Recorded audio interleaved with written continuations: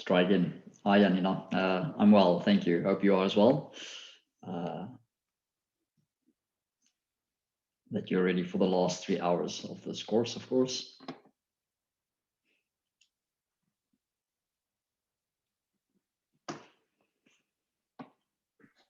Hello.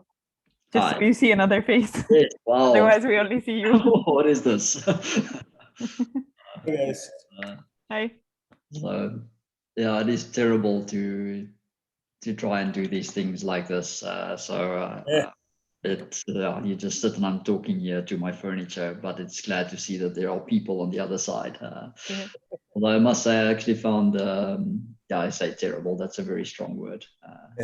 It's been very nice and really responsive, actually. So I really appreciate your interaction through Mentimeter. Hi, Joe. Hey, Yanni. I just decided I'd turn on a camera, David, in view of what you just said. Oh, well, nice to see you and meet you as well. So it really does add the difference once you see, okay, there are humans on the other side. Yeah. I teach lectures now because I'm in the University of Vienna. I teach lectures and I never see anybody else's face, and it's horrible. Sometimes I feel like I'm talking to no one. You understand it. But I mean, at least it can continue like this. Otherwise, I think it's even the worst if you can't really communicate to one another in any way. Yeah. So, that's true. Hello, everyone. Thank you. Hi, Tony. Hello. Oh, by the way, if possible, it would be really great for everyone to turn on their cameras either at the beginning or at the end, and we can take a screenshot of everyone on the on the class. Hi, Karina. She's one of our students. Yeah. Also, we're waiting for. Oh, James is also here. Yep, I made it. Yay! Turn on your camera. We take a photo at some point. Okay. But it's great to know that most of you know one another as well. I wasn't sure what the dynamics are between everyone here. As Carmen had said, the initial intent was, I think, 1 or 2 universities in Bulgaria, correct? Yeah. Yeah, but there's I think probably 5 or 6 now.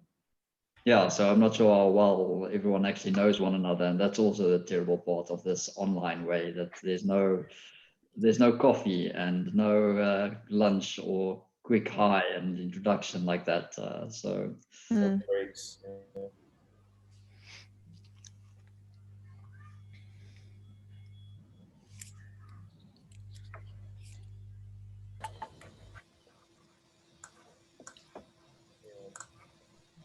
But it is Friday, so we'll see the turn up Friday afternoon. I assume that's universal.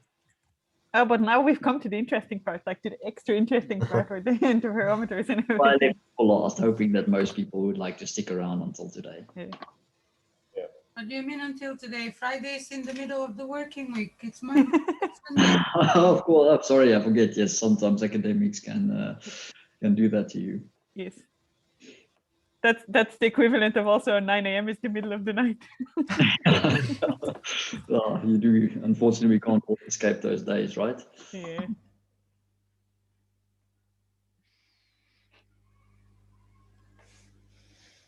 Well, it's actually seeming to stabilize at 20 people today, but I'm going one more coming in.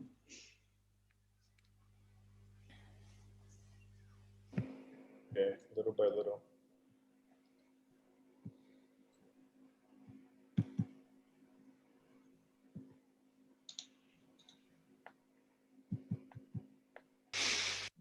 Karina here is actually in the Netherlands, so I think she's the closest person physically to where you are. Okay. How long have you been in the Netherlands now? Since November. November. And you're continuing your studies or your research here? Or? My fiance is working at ISA right now for 1 year, so I joined him coming here. Yeah, I'm doing my master thesis, but I'm actually doing it in Vienna. I'm just writing on it when I'm here. It's amazing that we can do it like this at the moment. Yeah. So it doesn't matter where you are. Yeah, I guess one good thing about this pandemic is we get kind of all the conferences and workshops and stuff get a lot more accessible. Definitely, that is one thing that we've all seen, and which is really great. But I will also add, and I think all of you share it.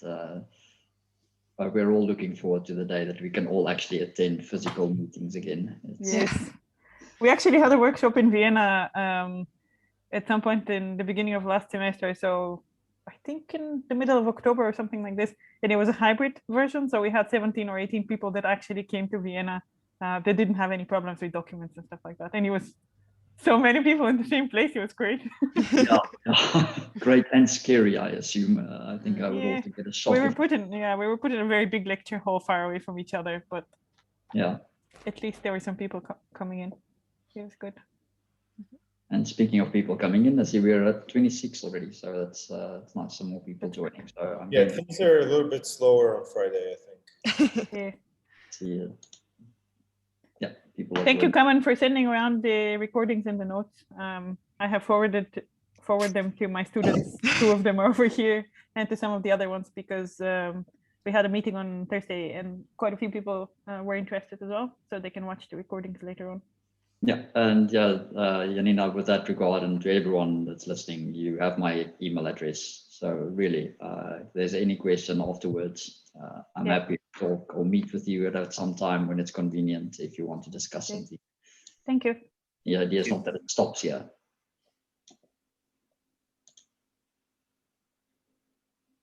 You have actually inspired one person to build himself a little telescope, and it's James over there. He wants to build himself a little antenna.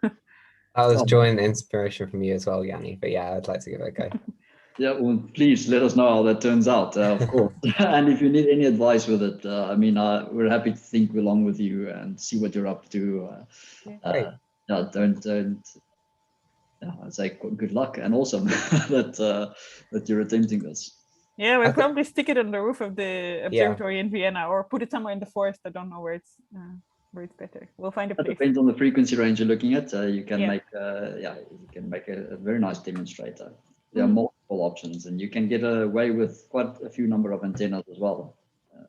We got a little parabolic one on the roof, I think 2-3 meters, something like this. One of the standard ones, I think 2 meters. We use it with the students. Is that the SRT? Sorry. Oh, I don't know what it's called. The standard black one is the same as the one in Sofia in the observatory. Right. The MIT one. Yeah, that one. So we have one of them on the roof. Of course, it has its problems, but it always does with those ones, doesn't it? But it's great to have one. Yeah. Tony has most experience with the one in Sofia. It's a pain. Yeah. It was a pain. So. This one seemed to work relatively okay. We have one person that's kind of dedicated and taking care of it, and he occasionally does some measurements and has to go and remove cables that weren't approved that emit in particular frequencies that are not good. So we just go and remove random people's connectors from the lecture rooms. But I mean, it's great to have a platform like that. Then at least you can continue any antenna development, actually, especially if you're looking at feeds. But don't disclose aperture arrays or antenna arrays as well. You can also do some interesting things with just a couple of broad beam antenna elements. So having a reflector antenna is a handy thing to have in your back guard. Yeah, I think for the MIT antenna, someone really has to dedicate their life to keep to make sure that it doesn't break every 5 minutes. Yeah, exactly. Yeah, we've got one of those in Dublin. It never really worked very well. Yeah, this one seems to be very stable, at least since last semester when I kind of got interested in it. It seems to work relatively okay. This is the one from Headstack, yeah? This is the one from Headstack? Yeah, we found that ours emitted radiation from the local oscillator 800 kilohertz, sorry, above the frequency you're tuned to, and you get that back into the feed. We never really solved it.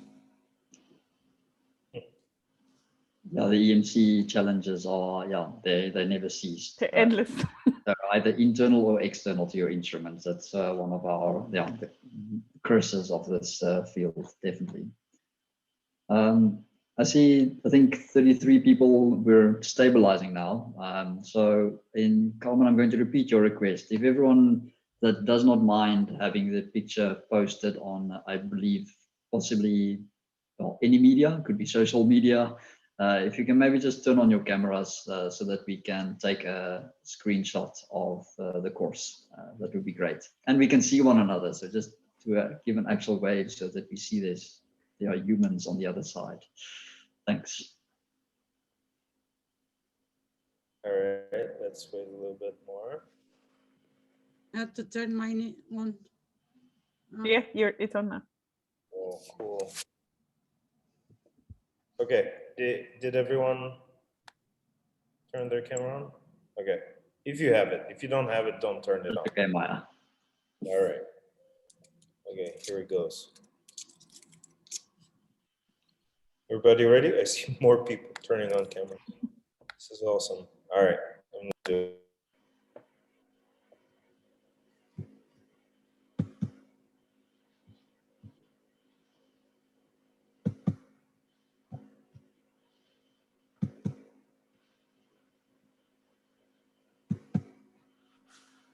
All right, done. Thank you, guys.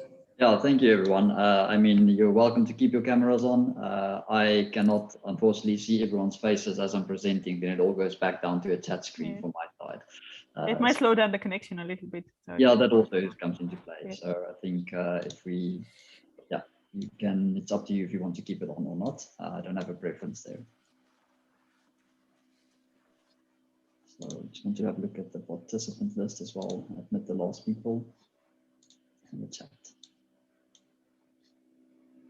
Start screen sharing.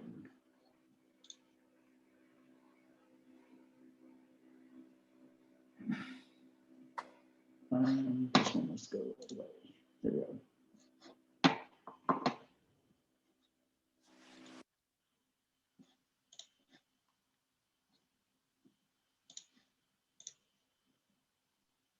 Right, so welcome everyone again, for those of you that joined at the last minute now. Today will be focused on, well, as the title says, antennas for radio astronomy. I think most of the course has hinted towards or been more inclined towards radio astronomy, but especially the antennas that we looked at on Wednesday, not all of them are really antennas that you would end up using in radio astronomy applications. Mostly due to narrow beam widths, or let's say not broadband enough performance. But today I want to focus mostly on antenna arrays, so aperture arrays for radio astronomy.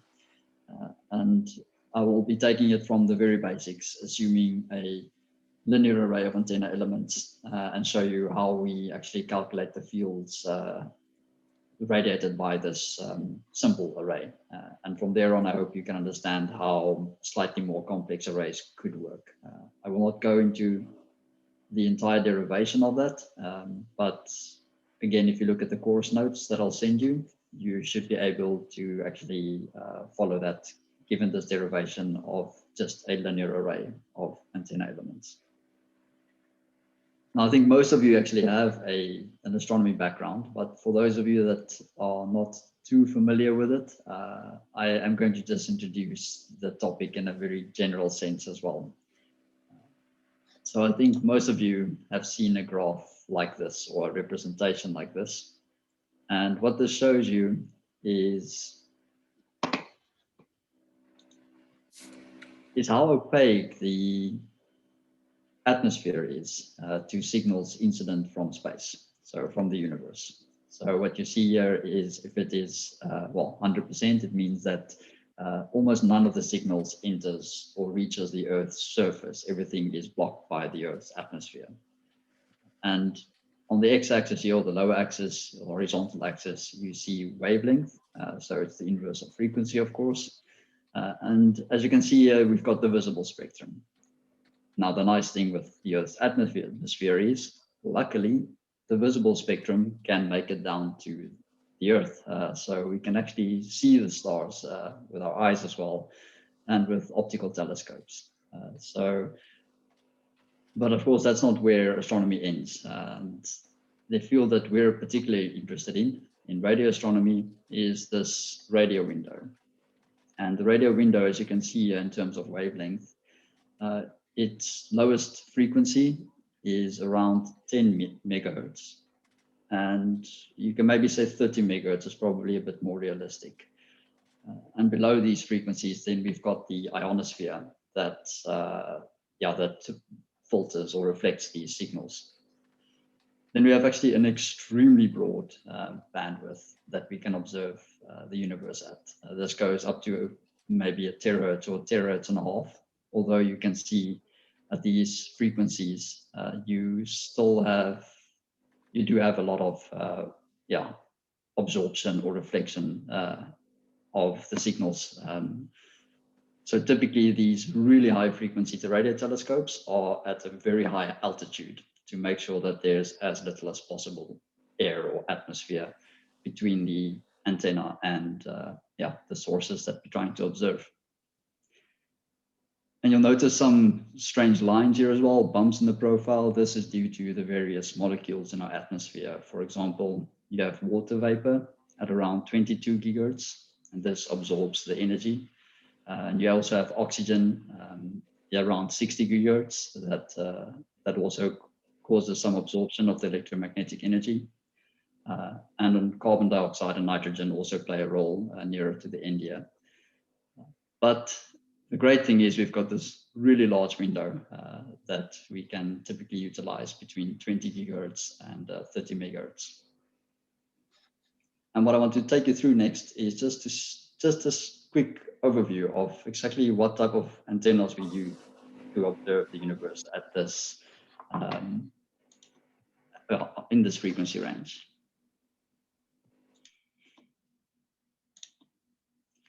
And we'll start at the lower end. So I said from around 10 megahertz, that's where we stop observing. But of course, then radio astronomers will start observing exactly at that frequency because we want to get to know as much of the universe as possible. And the array you see here is the Decameter Array. It's located in Nancy in France, and it observes between 10 megahertz and 100 megahertz. And it's specifically designed to observe the sun as well as Jupiter, so large storms on Jupiter. And as well, the antenna elements, we did not treat these in detail or any form actually during our course now, but they're wire-based antennas. They're called spiral antennas. And these are particularly sensitive to circular polarization. And it's quite a unique instrument in that sense that they have, well, this type of array observing circular polarized, extremely strong sources. Closer to home, and I think this is the one that most of you would recognize. This is the low frequency array that was developed by Astron. And we'll be going into this a lot in today's course. So I'm just going to simplify it quickly and say, this operates from around 10 megahertz as well. 30 megahertz is more realistic where it's being used. And it's been split into two types of antenna arrays. We've got a low band antenna array, which is an irregular array. And we've got the regular high band antenna array. And the high band antenna operates from 110 megahertz to 240 megahertz. But you'll see these graphs or these images now quite a lot in today's lecture, as most of it large part of it will be about LOFAR as well. Operating in a similar frequency range is, on the lower side, so 10 megahertz to around almost 90 megahertz, is the long wavelength array. And the intention had been to create multiple stations. As you can see here, these antenna array is 256 antenna elements, and they actually wanted to make 50 of these stations in New Mexico in the United States. Now, as far as I know, I think only one has been completed. If I'm incorrect with that, in the notes, you'll see the website, so please just go and have a look at the most recent information on that. And what you can see here, I hope you can recognize it. This is more of a bow tie-like structure that they use for an antenna element to achieve a slightly broader bandwidth. Again, we'll go into this shape a little bit later in today's talk. And again, in Nancy, in France, where the Decameter Array was, one of the spiral antennas, there's a LOFAR station that's been placed there. And they've actually extended it with the same antennas as used by the long wavelength array. So it's quite interesting that you have these two antenna elements that they want to integrate as well for the same frequency band. Then in Australia, this is the last of our aperture array antennas. This is the Murchison Whitefield array. And again, I hope you can identify the type of antenna element that you see here. These are again bow tie antenna elements. And yeah, it's more metallized, and they're all standing on these plastic little legs that are clicked onto the ground plane you see below here. And this Murchison Whitefield array, it operates from around 80 megahertz up to 300 megahertz. So in terms of aperture array antennas, this is actually the one telescope that operates at the highest frequency for aperture arrays. From 300 megahertz onwards, and actually maybe starting a little bit earlier again, from around 100 megahertz, I think, we have the large reflector antennas. And I think, sadly, you will know that notice that this is a slide that I used in earlier years. To be honest, I couldn't almost get myself to take a receiver out of the picture. It just feels wrong almost. So I kept it in there. But this is the largest that we have. Of course, there's the FAST, the 500 meter aperture telescope as well in China, which is now the largest single dish radio telescope in the world. But the Effelsberg and Greenbank are still the largest fully steerable reflector antennas. So Effelsberg is 100 meters in diameter, and Greenbank is 100 by 110 meters in diameter. The notes that you've been sent, the last part of it contains a section on reflector antennas. I've decided not to go through that section with you in the course. It's quite self-explanatory. It doesn't go into a lot of detail on it, but I would recommend that you go and have a read through the last pages of the notes that you received for Wednesday's lecture. And there you will see the different types of reflector geometries. So just to name them here, we have Effelsberg, that's a Gregorian reflector. And we have Greenbank, that is an offset Gregorian reflector. The main reason why you would go for an offset type of reflector is you remove the need for struts, and your struts can obviously block your aperture. So an offset Gregorian type of reflector actually has an open aperture, so you don't have this blockage efficiency that's a problem. In terms of frequency ranges, Effelsberg operates up to 116 gigahertz, and its lowest frequency is actually 100 megahertz. And Effelsberg similarly operates from around 100 or 300 megahertz up to 100 gigahertz. David, can I ask a question? Yeah. What's the need for the Nanofar array? Sorry, just going a little bit back.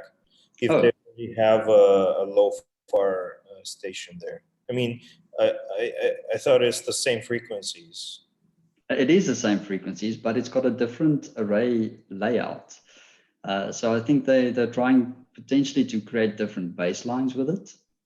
And this I'm not 100% sure, to be honest with you. I'm wondering if they also place these next to one another, because the Nanofar, or the long wavelength antenna, has a slightly different gain response than low far. So I think they are still complementary to one another, especially if you're observing with a single station. LWA has its strength certainly in numbers, so it has, and especially that you can have these baselines with a similar antenna element and similar stations. But Nanofar as a single station, I think, has got a different gain response that could be, I don't want to use the word beneficial. That seems a bit too strong, but it's less sharp in its gain response. So I think that's why they also decided to have this in addition to that, to allow for this observation capability. David, the LWA antennas should be broader band by their construction than a low-power LBA antenna, shouldn't they? Yes, they are. Then that is the reason I believe for the interest in the LWA design as well. But I will be honest with you, that's just my own understanding of it. I have not actually had this discussion with him. So this is me thinking of possible reasons on the spot to make that clear. So in terms of their response, there should be a slight difference, and I could see that you could have a benefit from having both on the same location. I hope that answers your question, Carmen. Yeah, thanks. So as I just mentioned actually to Carmen, that low-pass strength lies in the fact that you've got multiple stations that can observe simultaneously. This is exactly what is done then with the reflector antenna arrays as well. So they create these what we call interferometric antenna arrays. And in a very basic sense, the idea with this is that if you have two small antennas that you separate with an extremely large distance, you actually create or synthesize one antenna element that has got the diameter of this distance that you've separated the antennas with. Now, this is purely in terms of your resolution, so the beam width that you achieve with these two. Of course, the more of these antennas that you have, actually, the more of these baselines, we call them, the distance between them that you have, the better imaging you can perform with this array of reflector antennas. And it's very popular to do this. There's a large number of, or not large, but there's quite a number of these arrays that are used like this. And they operate at various frequency range. So I show you the very large array, VLA, and this is in New Mexico, in the USA. And this operates from 50 megahertz to 50 gigahertz. And then I think almost the newest addition in terms of reflector antenna arrays is the Meerkat telescope in South Africa. Now, this is a very narrow band telescope. It only operates from 1 gigahertz to 1.75. But it's separated, it's got baselines of up to 8 kilometers, the antenna elements. And in terms of the hydrogen line, so 1.42 gigahertz, this is, I believe I am correct if I say this, that it is the most sensitive radio telescope that we currently have. If you want to look at the H1 image that the Meerkat telescope has released, I'd suggest that you Google that. It's really an impressive, highly detailed image that Meerkat has achieved. And then at the end of our spectrum in the radio window, we have the Atacama large millimeter submillimeter array, Alma. And this has got 66 of these reflector antennas. They're Cassegrain reflector antennas.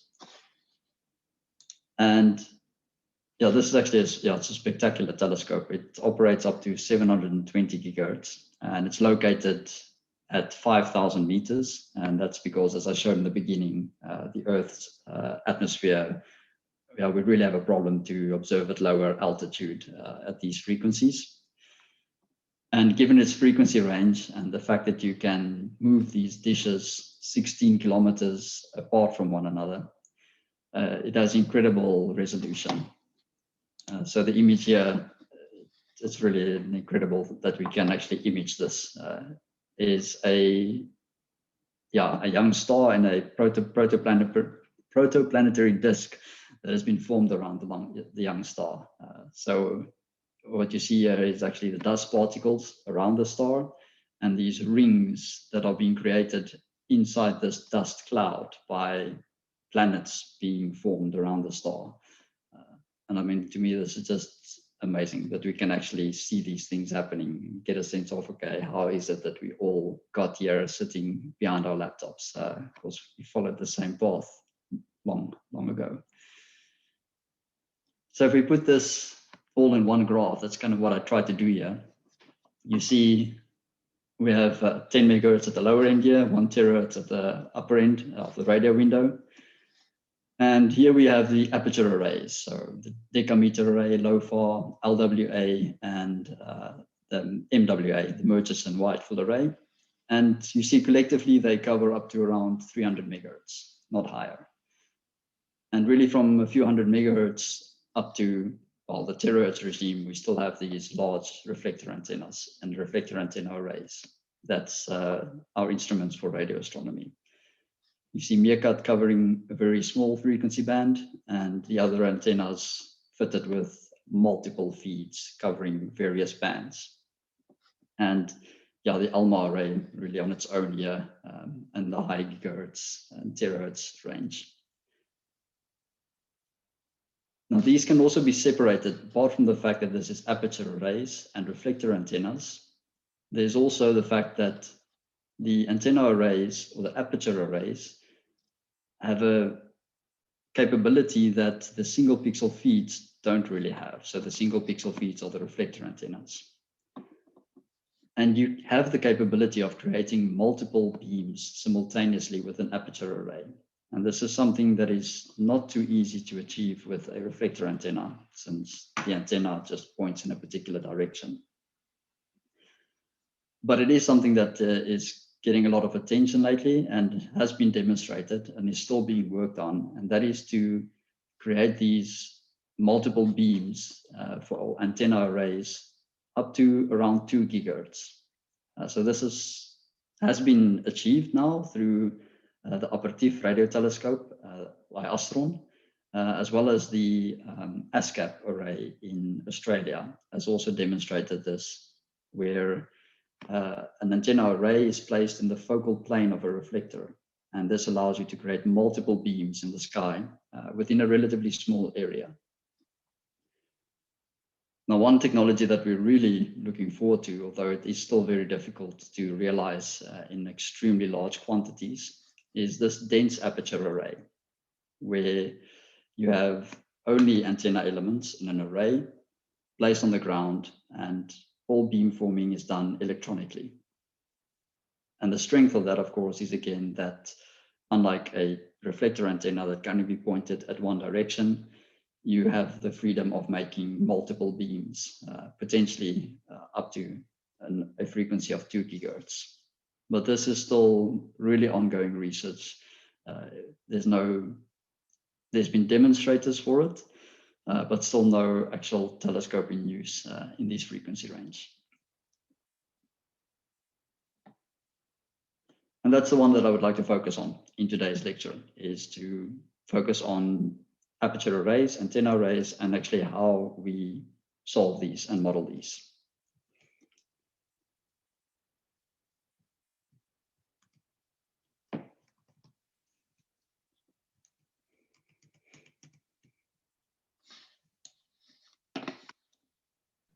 There's a question about the SKA. Nestor, yes, at the end of our third presentation today will be the SKA. So I actually want to have a video on the SKA, and I will be telling a bit more about that. And we'll be doing a design study for an aperture array using the SKA's requirements for it. So it's on its way.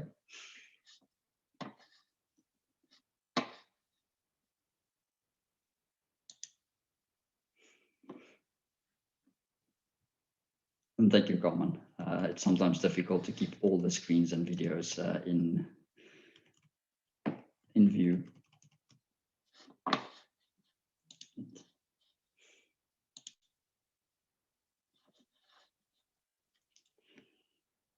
So antenna arrays. Now in this derivation, I am again assuming that you have not actually worked with antenna arrays before. So I'm really taking it from the basics.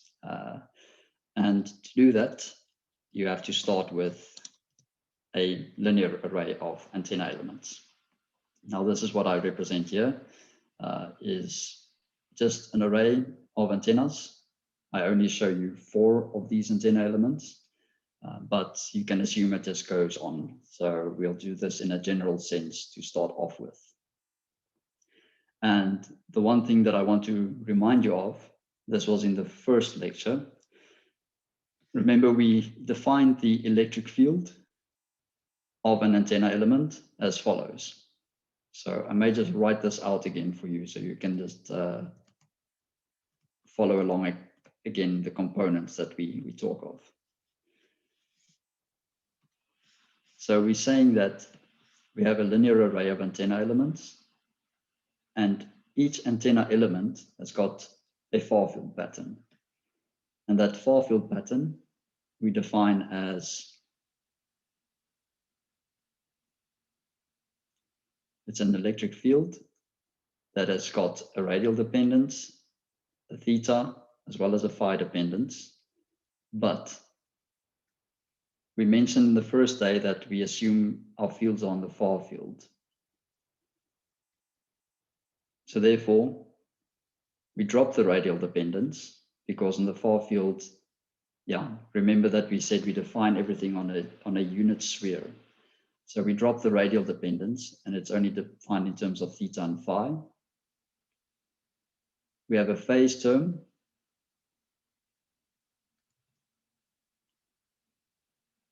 Where the phase is defined by the wave number as well as the radial distance it's traveled. And the amplitude is scaled by 1 over r as the wave travels away from us. Now again, there's no radial field component, so our field component just consists of the theta component and a phi component.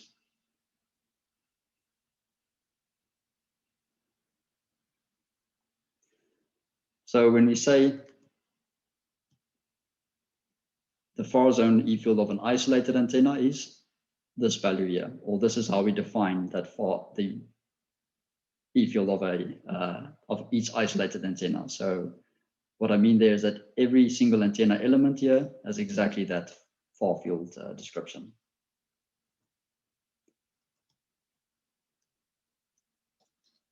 So now let's look at the fields at a point P in space. So we have a point in space, P. And what we want to compute is the electric field at this point P by this array of antenna elements. So the first thing is that you should be aware of is that this antenna array has an excitation for each element. So we have A1, Y0, A1, that's A2, A3. And by that I mean that is the excitation applied to each antenna element in this moment in time that we are observing the radiation performance. Okay, I found this on the web for what is...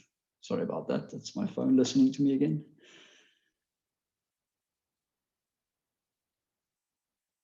So I'm starting with that again, just to make sure my own thinking is correct.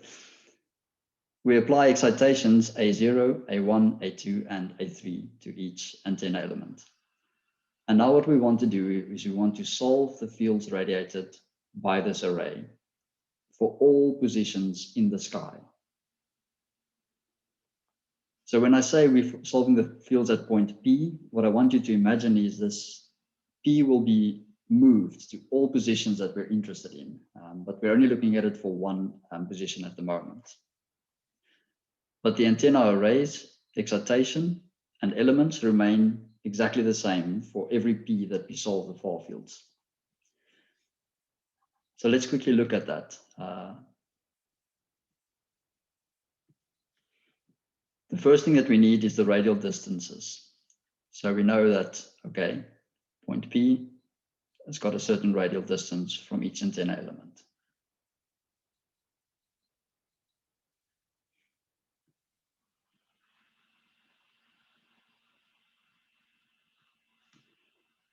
And if we were to look at this value, this is now without applying any approximations. In actual fact, we have, this is R0, and this is radius 1, radius 2, and it will continue radius 3, etc. In addition to these radii, we also have an angle, theta 0. This will be theta 1, theta 2, etc. The elements are separated by a distance, d, and all elements are assumed to be equidistant from one another. Now we can write the E field at point P. And it's actually very simple. How do you think we compute the E field at point P? If you have to say one mathematical operation that we use. Anyone want to take a guess? Sum, exactly, Miroslav, thank you. We sum them, that is it. So all we do is we take the electric field of each of these antenna elements and we just sum them at the point P. So this results in A0. As I mentioned, we apply an excitation to this field. So for element 0, this will be A0 multiplied by its E field.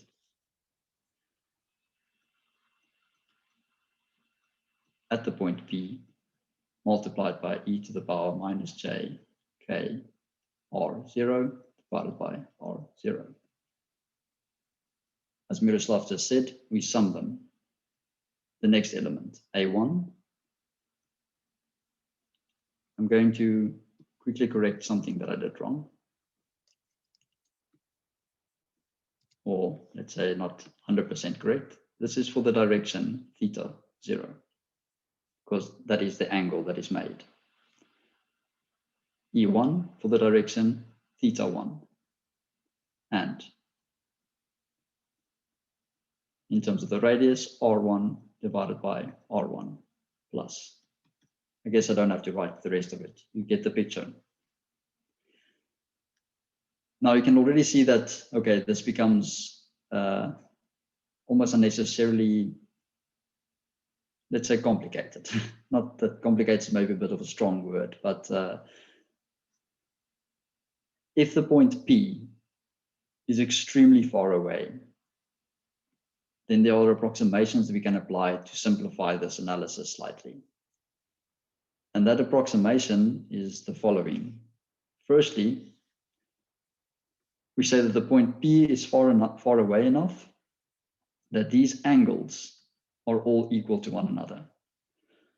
So that is that theta 0 is actually equal to theta 1 is equal to theta 2 is actually just equal to theta. So this is our first approximation that we can apply, that all these angles are no longer different to one another, they're all just theta. Of course, if you apply this approximation, the next has to apply that for amplitude,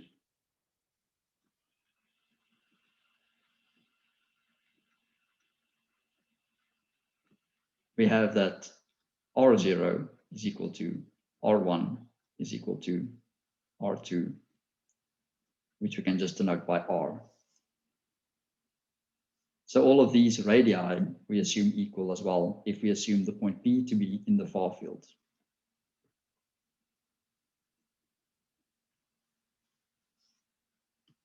When we consider the phase, however, at this point, we still take into account that the radii are not exactly equal to one another. That's the only point where you take that into account.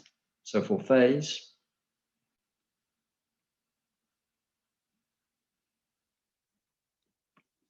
we apply the following approximation. Now here I want you to envisage the following.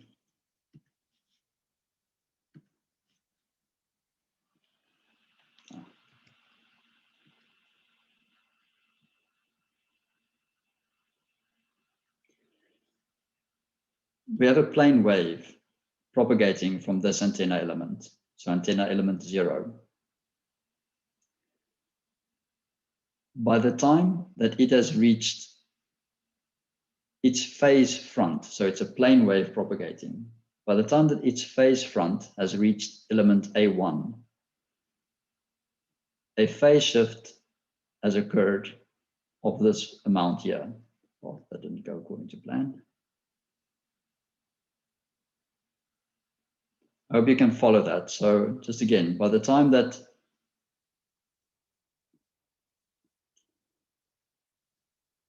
a phase, an element, or a field is radiated by antenna element 1, and it propagates in the direction of the observation point P, by the time that the phase front reaches element A1, this amount of phase shift has taken place. So if we want to add the signals in phase in that direction, or let's say look at the effect of the signals when adding in that direction, we need to compensate for this amount of phase.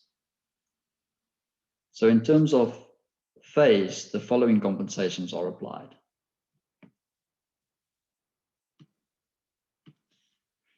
We say that R1, so this radial distance, is equal to R0, which was this initial length, minus this distance here.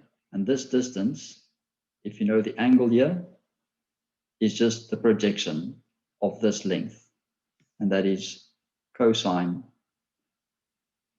or d, apology, that's the length, d, cosine theta. So if we want to look at how R2 is approximated, imagine the wavefront again moving in the direction of propagation, but now we have this distance to compensate for. We know this length is twice the distance d. So we have R2 is equal to R0 minus 2d cos theta, and so forth. So these are the three approximations that we apply when we are analyzing the electric field in the far field of this array. And we can apply these approximations, then we achieve the following.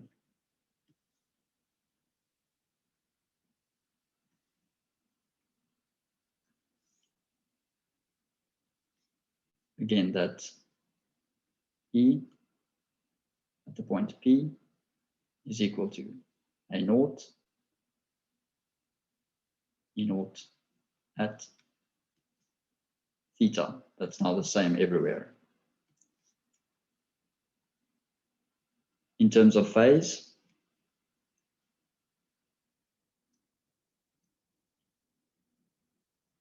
R naught remains just R, which we said, and the distance R. Second element, A1, the phase remains the same.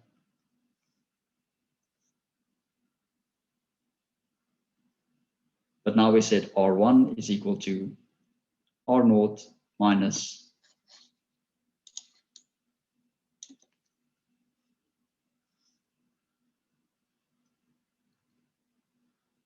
d cosine theta divided by R remains the same.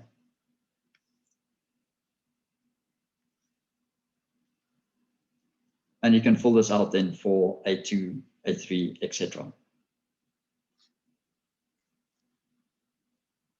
I'm going to jump back to the presentation now. We had a question there in the chat asking what A stands for. Thank you for pointing that out. So A, again, is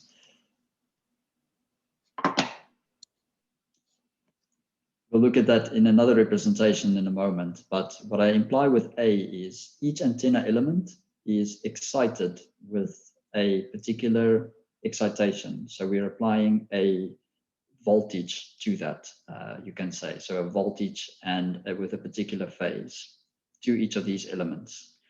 And your radiated far field is proportional to the field radiated by the antenna multiplied by that excitation.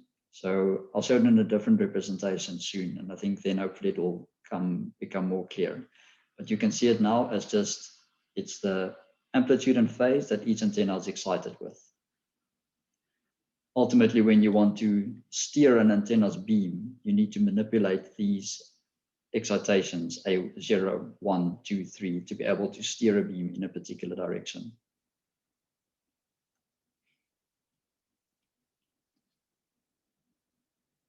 So what we saw here now was at a point P, to calculate the electric field, we simply just sum everything. Then we saw that we can apply the far field approximations, that each angle is the same.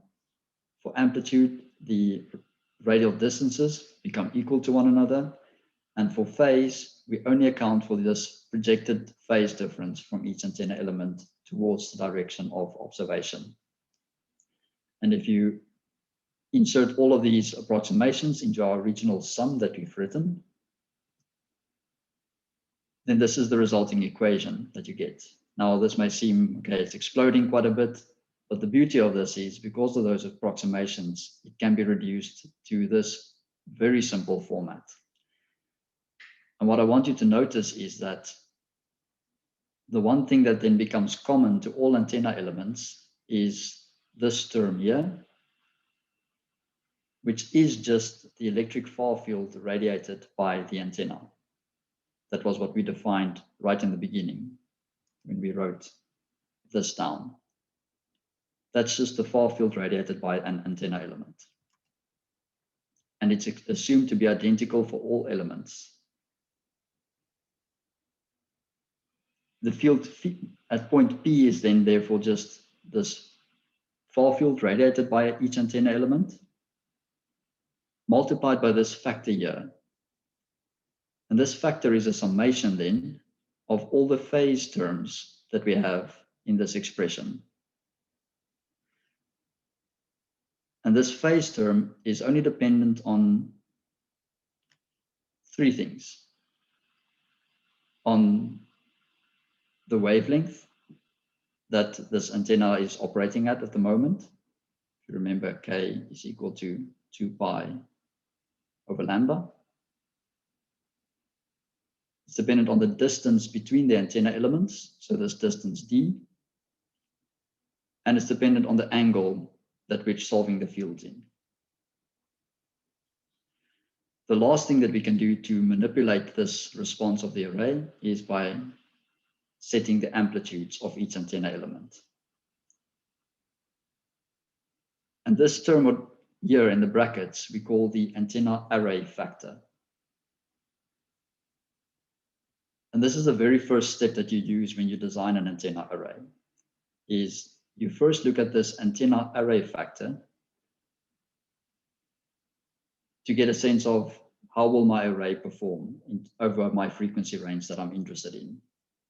It's quite a powerful tool because you can already get an estimate of what will the beam width be, the 3 dB beam width of my array. This you get from your array factor. You can get a sense of what will the side lobe level be of my antenna array.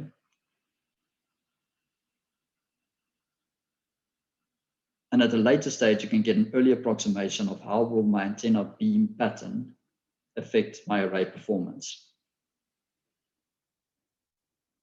And to do that, then all you need to do is to multiply the radiation pattern of one antenna element with this array factor. And you have an initial estimation of how your array will perform with a certain antenna element. Now, I know. So for what, I just want to read the question. For what distances do you need to account for different thetas? What is the limit before you can't use the approximation that all are the same? Yeah, so that is the one critical part. This is all just an initial design step.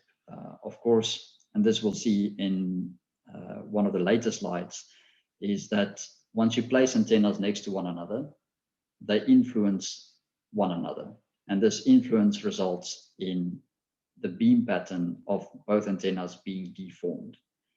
So in actual fact, this approximation does not apply in real life. You still need to simulate and validate the final performance of the array. But as an initial design step, this is extremely handy to use because it almost takes the radiation pattern out of the equation for the moment. And all you need to focus on is the array geometry, since that is, well, the array geometry and the excitation you're applying. And this applies for all antenna elements. So it takes the antenna out of the question for the moment, which is quite handy to use. So what I want to look at next now is how this excitation AN can be defined so that you can actually scan your beam in a particular direction. Because remember, what we just solved is the antenna array exists. It stands there, and we've already applied excitations A0 to AN. And then we solve the fields at various points P. But now we want to ensure that when we solve the fields everywhere, we want this beam to be a maximum in a certain direction. And then we need to know what values should these A values be so that we can actually steer the beam in that direction. And it's actually not very different from what we just did when we calculated the phase difference between the elements.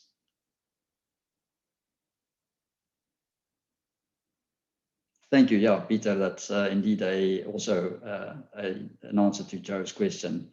Yeah, of course, if your antenna elements are very far away, multiples of wavelength, then your antennas will couple less with one another. So the influence will be less, and then again, your approximation will be valid or more valid. However, as you'll see in the next few slides, if you do separate your antennas by many wavelengths in an antenna array, it has some disadvantages. And that we'll get into next as to why this can be a disadvantage if you place your elements too far apart. But first, let's have a look at how can we now compute these values for these excitations to scan the beam in a particular direction.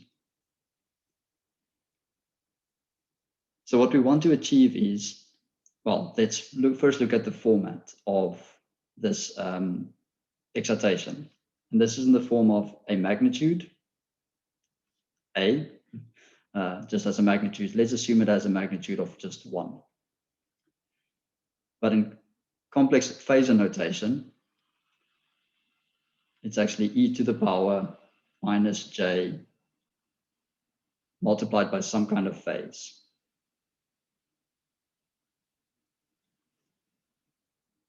So if we want to excite or steer this beam in a particular direction, similar to what we just saw, that we want the phases to add in phase in a particular direction. So when this phase front propagates forward, we want this phase of this antenna element to add in phase to the plane wave transmitted by the first antenna element.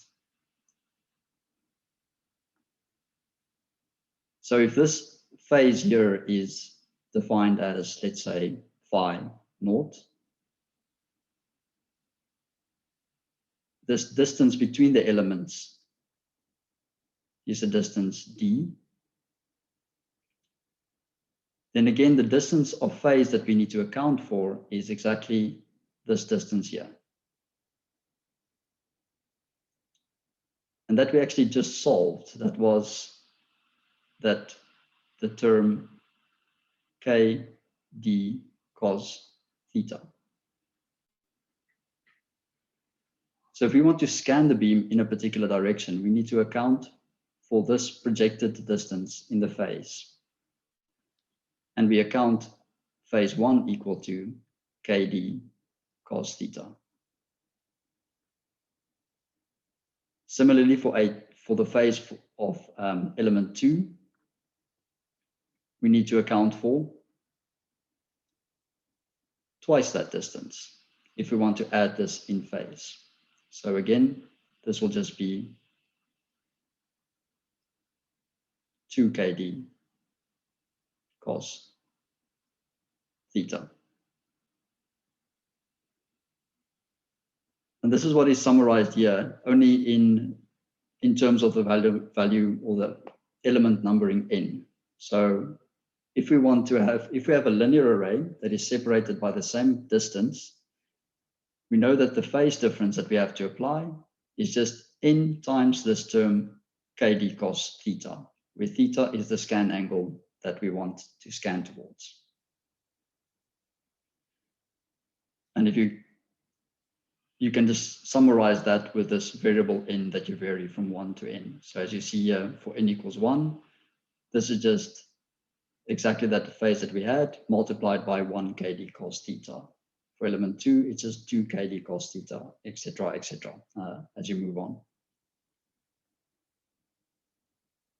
Having defined this term, we now get a new phase term in our array factor. So if I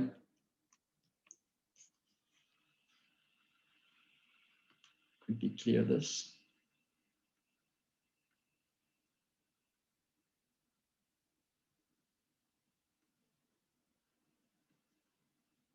Okay, this is not working at all.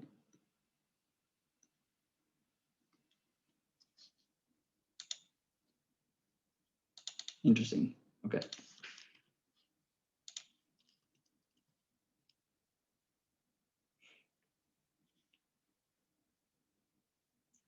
To go back to our initial definition of the array factor, you see that an here is still in terms of an arbitrary value. And we've not actually taken into account the phase term in our array factor. What we just derived is if we take into account that phase term in our array factor.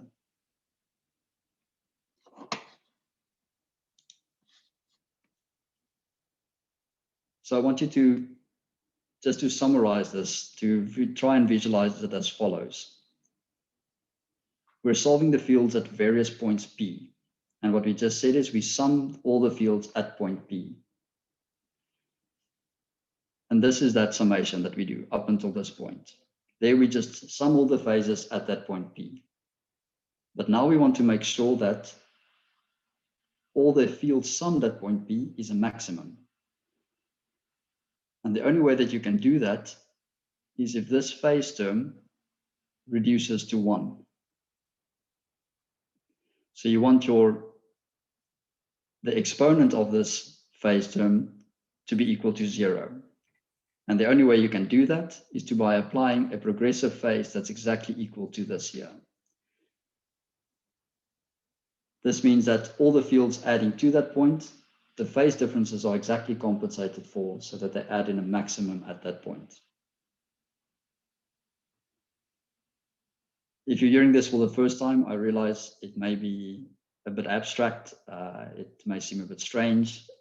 I will really encourage that you take a moment in MATLAB just to write out this equation here and play around with the values. Change your distance between your antenna elements, change your wavelength, change your scan angle, and just have a look at the result that is shown for various scan angles and element distances, and look at your beam pattern for various angles of theta.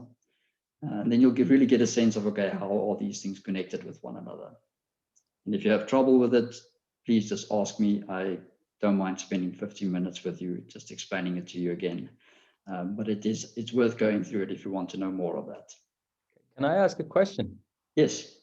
So I thought K0d cos theta is the phase difference experienced because of point P. It is exactly that. But now what you want to do, an extra psi, an extra phase difference. I didn't understand that. So what do you need to do to ensure that the phase at point P adds as a maximum? Okay. Then you need to exactly compensate for the phase differences towards the point P. And it's only then that this exponential term reduces to 0 and that they all add in phase in that direction. Okay. I hope that makes sense. Yes. Yeah. So that's a tricky part here. On the one sense, you do it assuming an excitation, and the other point you manipulate the phases to ensure a maximum in one direction only. But then, of course, this is where we'll get to next. That's a tricky thing with arrays, is if your element distance or separation distance is incorrect, this will be true for multiple directions. And that you want to avoid when you design an antenna array. We'll look into that next. But first, I would have this exercise for you on Mentimeter. So if you can, I'll show this presentation again. Oh, but before I do that,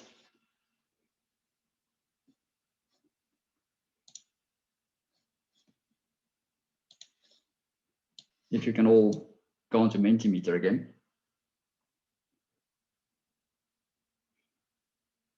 And that's the code.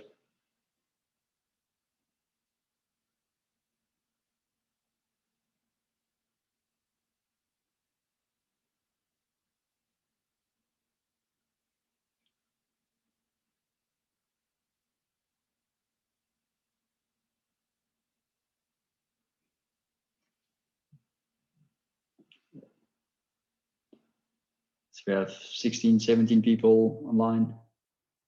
I hope everyone has got the code, but just ask in the chat if you don't have it. Then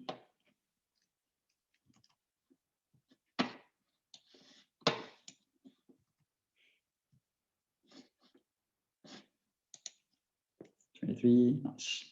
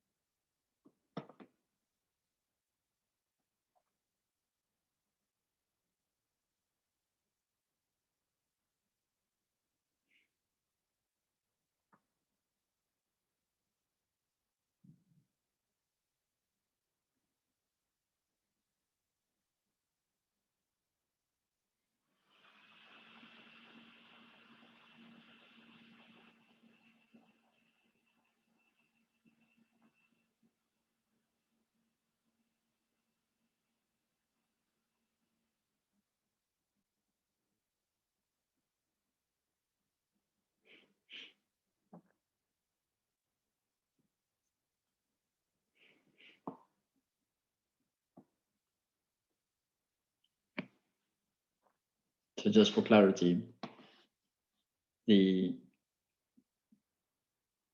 questions ask for a distance of half a wavelength spacing. What should this progressive phase shift be between the antenna elements?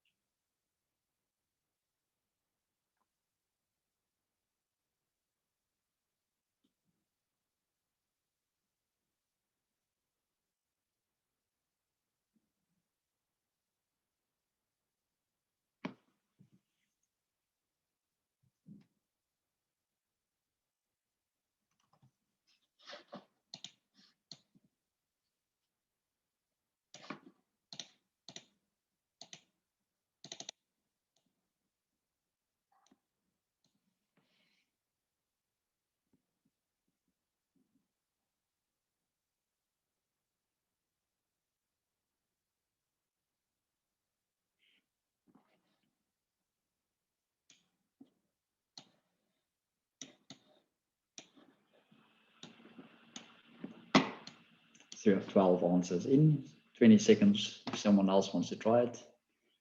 13.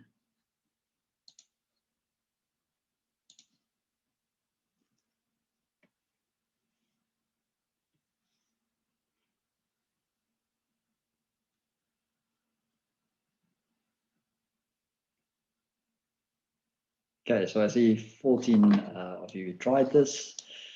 And if we look at the answers that we got, we had 6 times 180. So well done to those that that got 180. So yeah, pi, correct, actually. I did ask for the answer in degrees, but this one is also not incorrect. There's another, so just remember that the answer was asked in degrees, but pi is indeed 180 degrees. So for those that had a bit of difficulty with this, let's just look at that again. We said that the progressive phase, or the phase of each element in a regular array, is equal to, so AN is equal to A0 times minus J n times this psi term. And this n, or the psi term, is a progressive phase. So we just, it's the same constant that we just multiply by this integer value as you move from one element onto the next. And that progressive phase is equal to k d cos theta scan. And what I asked was, let's look at theta scan at 0 degrees. So it's actually propagating along this axis of the array. So this phi term is 2 pi over lambda. Elements are separated by lambda over 2. So these just cancel out. And cos theta s is just equal to, oh, sorry, that term just reduces to 1. So we get pi. And then, of course, in terms of angle, you multiply it by pi times 180 over pi, and you get 180 degrees.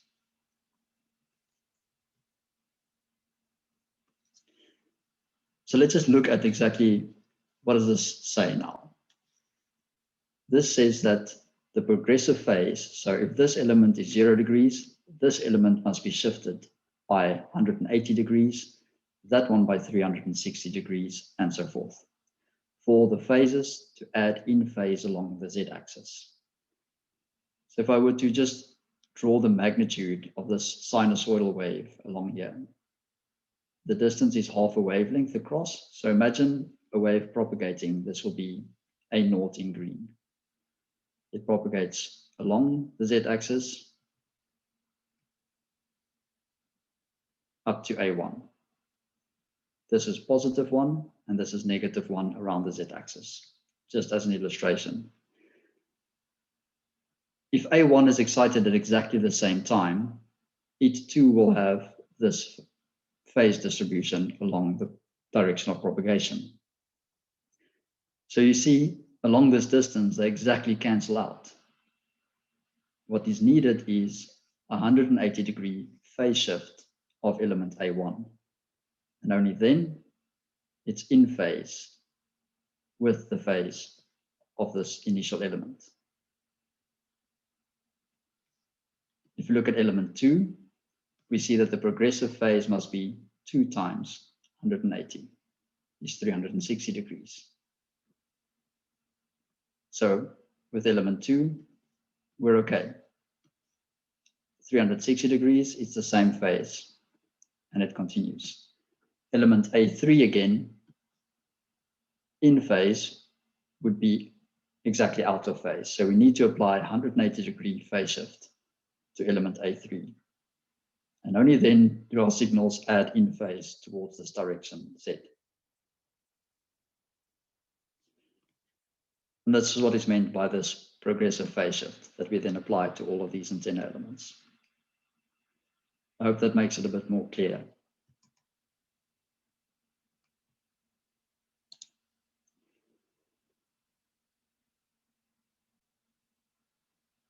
So this is what I did for this antenna array.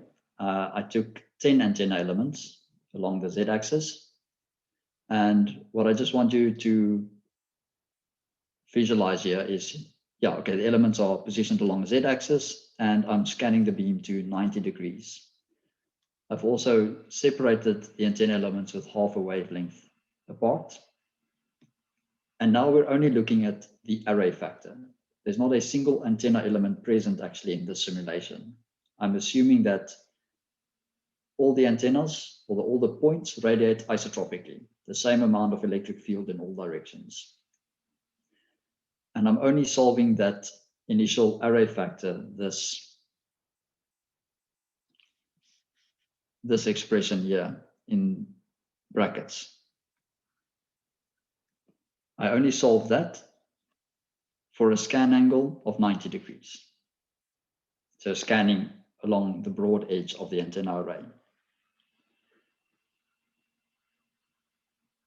So what you can see is this already shows you what is the beam width that you will achieve by this antenna array. And it also shows you already what is the side lobe level that you can expect from this antenna array. Now, our antenna array is a regular array. And for a regularly spaced antenna array, if all the elements are excited in phase, if you were to almost look at let's say all of these elements are excited by a value of 1.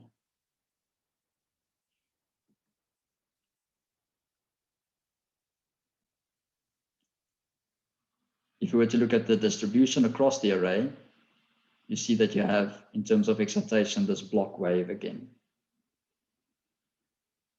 And what we saw with the horn antennas on Wednesday is we saw that a block wave, the Fourier transform of a block wave gives you a sinc function, so sine x over x. And this has a side lobe level of minus 13 dB. So a uniform excitation of a regular array gives you a minus 13 dB side lobe level. This is something that you can just memorize. This is a fact. It will always give you that value. That's only assuming the array, not taking into account the antenna elements themselves. I want you to maybe write down this equation for yourself, because we'll get back to it at a later stage. And it's quite a handy one as well, if you want to just get towards designing an antenna array, assuming it will be a regular antenna array for a certain half-power beam width. And this is an approximation, but just note that it is in radians. It's not in degrees. And you can use this approximation in terms of the wavelength. That's the element spacing again, D, the number of antennas you have, and the scan angle you're scanning to get a sense of what this half-power beam width will be. And I'd like you to give it a try in Mentimeter. So to see if you can get that value in degrees, not in radians.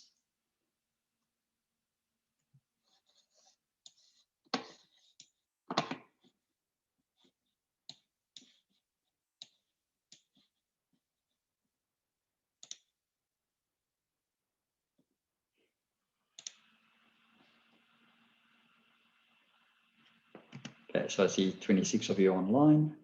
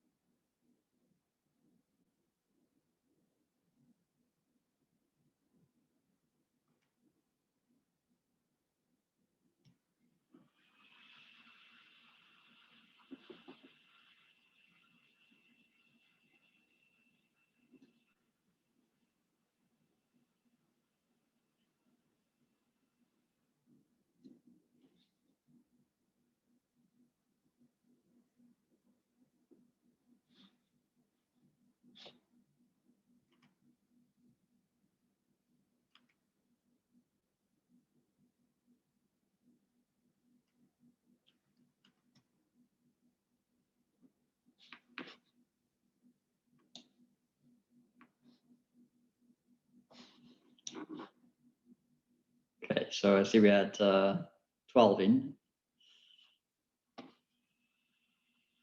And if you had 10, nicely done. 10.15 is also correct.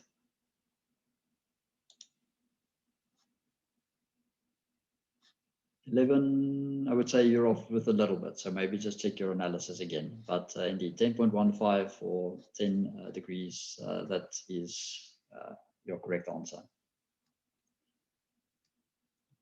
So let's just have, well, I hope you can see almost the simplicity in this, which is quite nice, but also the power of this.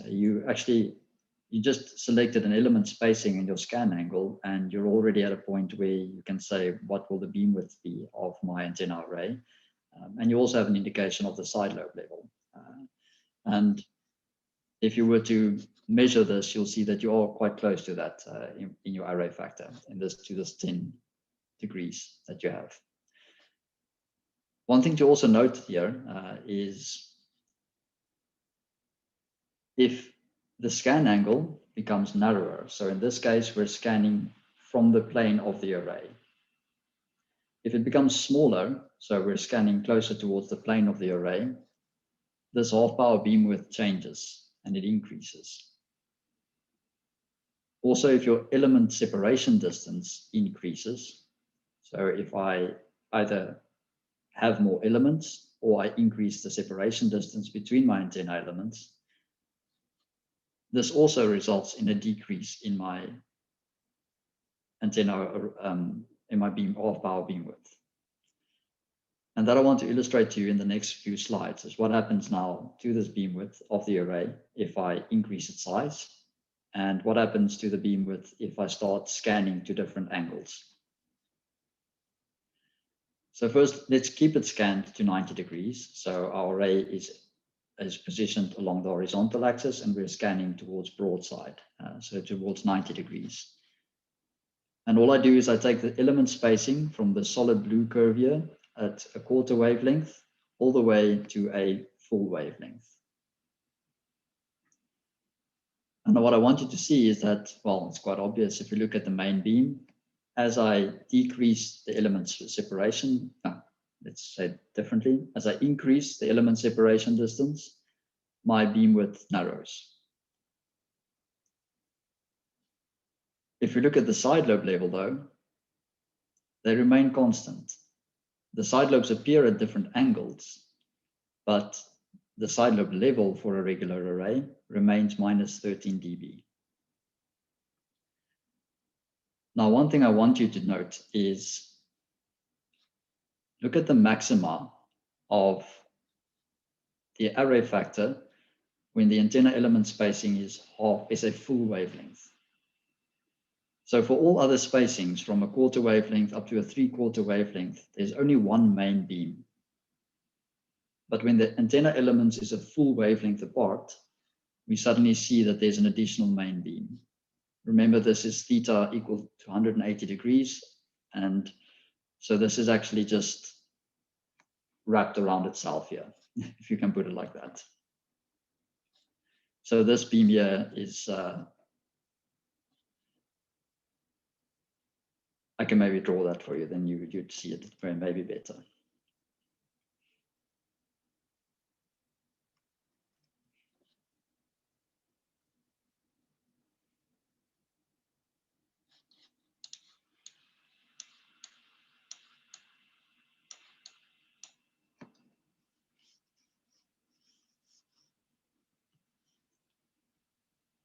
But let's take only 2 antenna elements for the moment, just to simplify matters. Let's assume these 2 antennas are separated by a distance lambda, 1 wavelength. If we excite these 2 antenna elements in phase, 1 and 1, their power, I hope you agree, are exactly in phase when radiating exactly to broadside. I hope you can see that. That's not too difficult to follow. So the signals will add exactly in phase as they propagate away from the array. And that's what we wanted. But now let's look at a signal entering from the side. The signal is a maximum on this side. It travels one wavelength, and it's a maximum on this side. But because these are separated by a wavelength and they're excited in the same phase, this one's also a maximum, yeah? And it's adding in phase. So from this side, the signals add in phase just because the elements are separated by a wavelength, but exactly the same is true for a wave incident from the other side.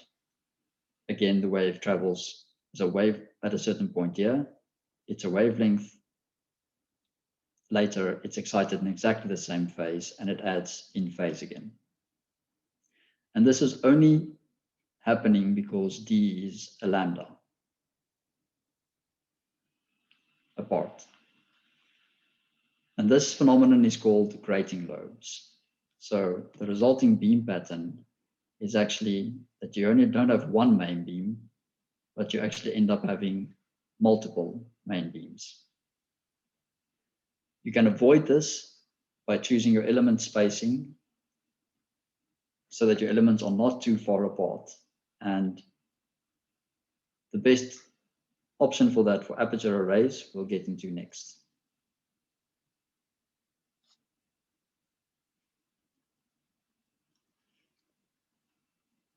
So what we just considered was an antenna array, and we're scanning only to broadside. We're not actually scanning the beam any other direction.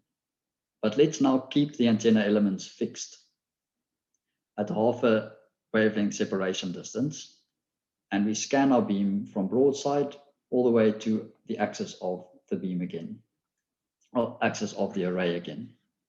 So here you see 90 degrees in red, 60, 30, and then ultimately 0 degrees in blue. So what I want you to notice firstly in the beam width is how it broadens as you're scanning towards, in this case, the horizon. And this we saw in this expression here. As this becomes smaller, obviously this has to become larger. Still, our side lobe level remains minus 13 dB, even when scanning. That's really a strength of regular arrays. Now, I just told you that if an array is scanning towards broadside and the element separation distance is 1 lambda, you get grating lobes. So I've made it half a lambda. And now I scan towards the horizon. So I'm scanning towards 0 degrees, but look at what's happening at 180 degrees. Once again, I have another main beam. And this is another grating lobe that has appeared in a regular array. And the reason for that is I've now scanned the beam. And if you apply this phase shift of 180 degrees to scan in one direction, that exact 180 degree phase shift that you've applied applies for the opposite direction as well, if the antenna elements is half a wavelength apart. That was what we just did here.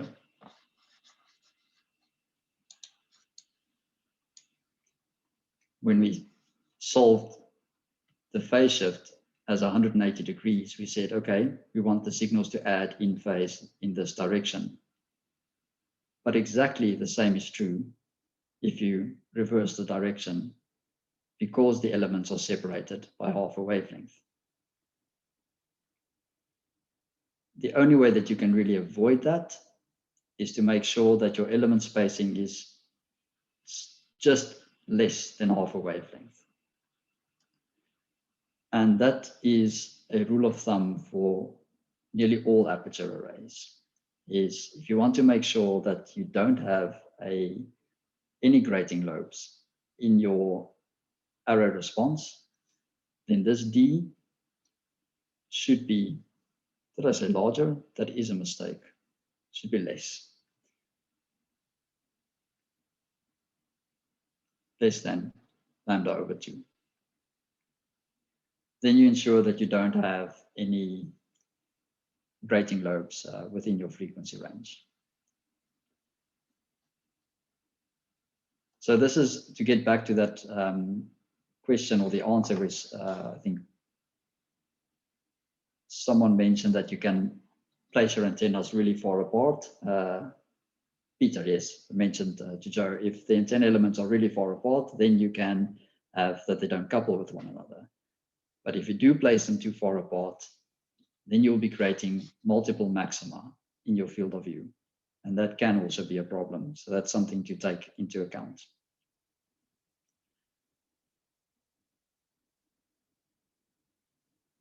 This is where I said I will not go into too much detail next. So what I show here is how you can apply the array factor or solve the array factor of an arbitrary array configuration. So all you have here is unit vectors, or not unit vectors, just vectors towards the element positions, so towards each of these antenna positions. And you've got unit vectors towards your angles that you want to scan towards. All you account for here is, in calculating the array factor again, is these differences in phase that you add towards each angle. It's a very simple equation to implement. I would also suggest, if you want to, try to do this in MATLAB. It will be in the notes. And for this, you can actually solve the array factor of any three-dimensional array configuration. It doesn't even have to be planar. But what I want to show you is I used this expression here to show you what is the difference between antenna arrays that are in a regular pattern, like we have in the HPA case, and what is the radiation response when the antenna array is in an irregular pattern. Because up until now, we just looked at linear arrays with nicely regularly spaced antenna elements. And then you see well, you can calculate the beam width and that the side lobe level remains minus 13 dB. But what happens in the case of an irregular array? Before we do that, I suggest maybe we take a 5-minute break. So we continue at 35 past.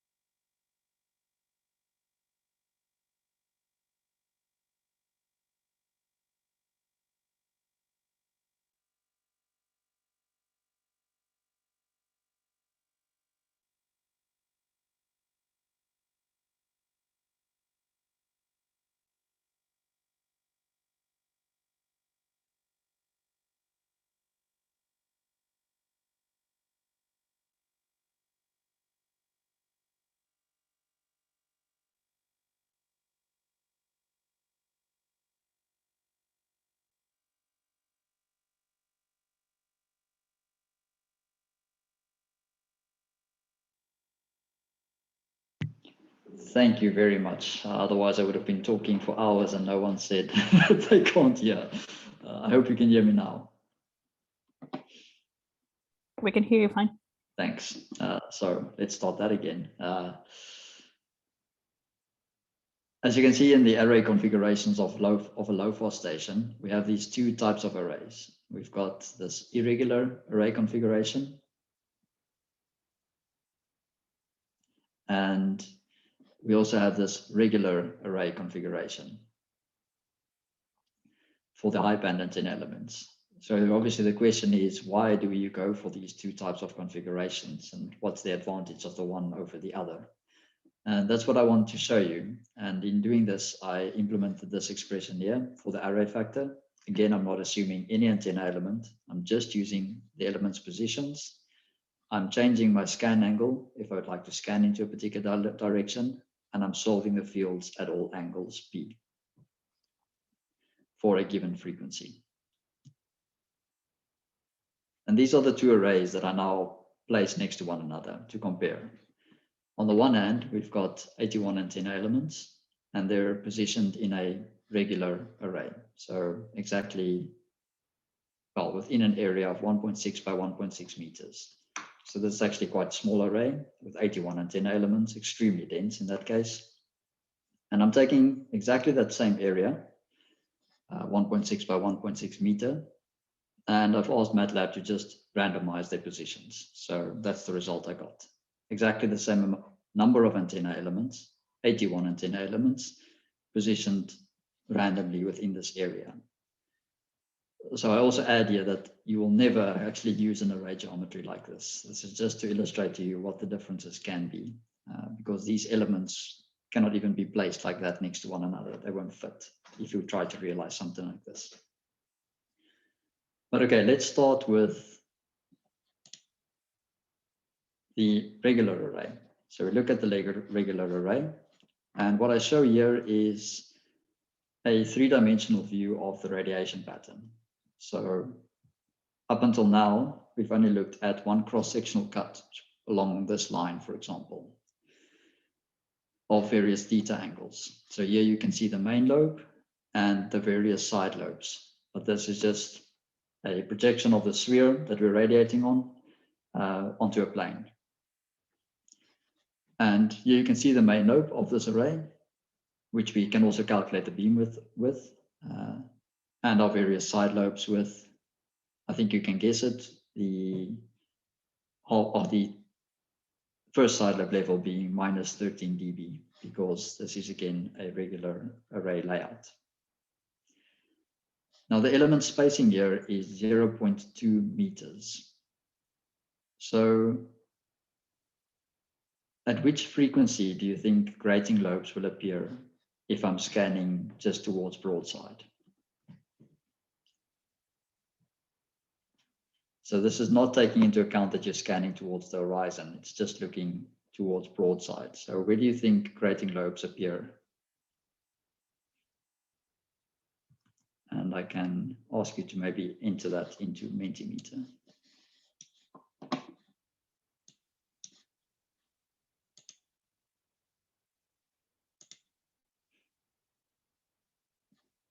So if you look at Mentimeter, the question is for an element spacing of 0.2 meters when you're scanning just straight up, not towards the horizon or anything. At what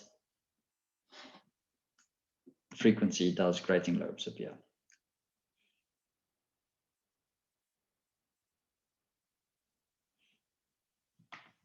I gave you 2 minutes for this one.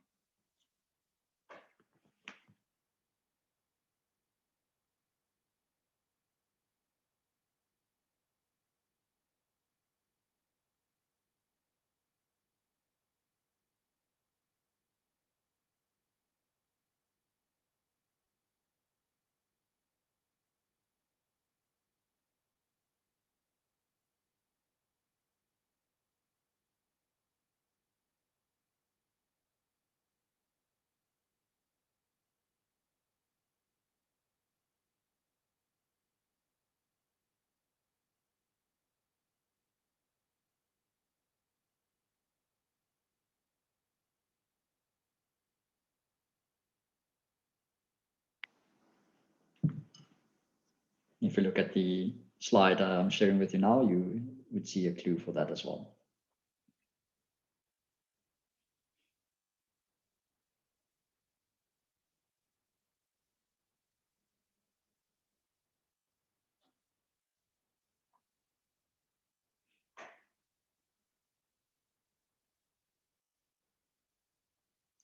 1 more person trying. We're at 10 people now.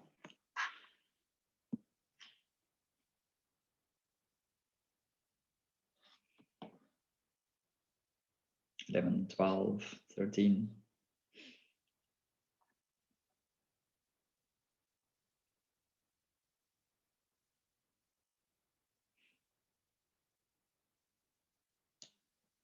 Okay, so we asked at broadside, what would, at which frequency? And I see, yeah, 1.5 gigahertz. So the element spacing is 0.2 meters. And when you scan towards broadside, you then expect grating lobes to appear at a frequency which has a wavelength of exactly 0.2, and that is 1.5 gigahertz. So if you said 1.5 gigahertz, nicely done.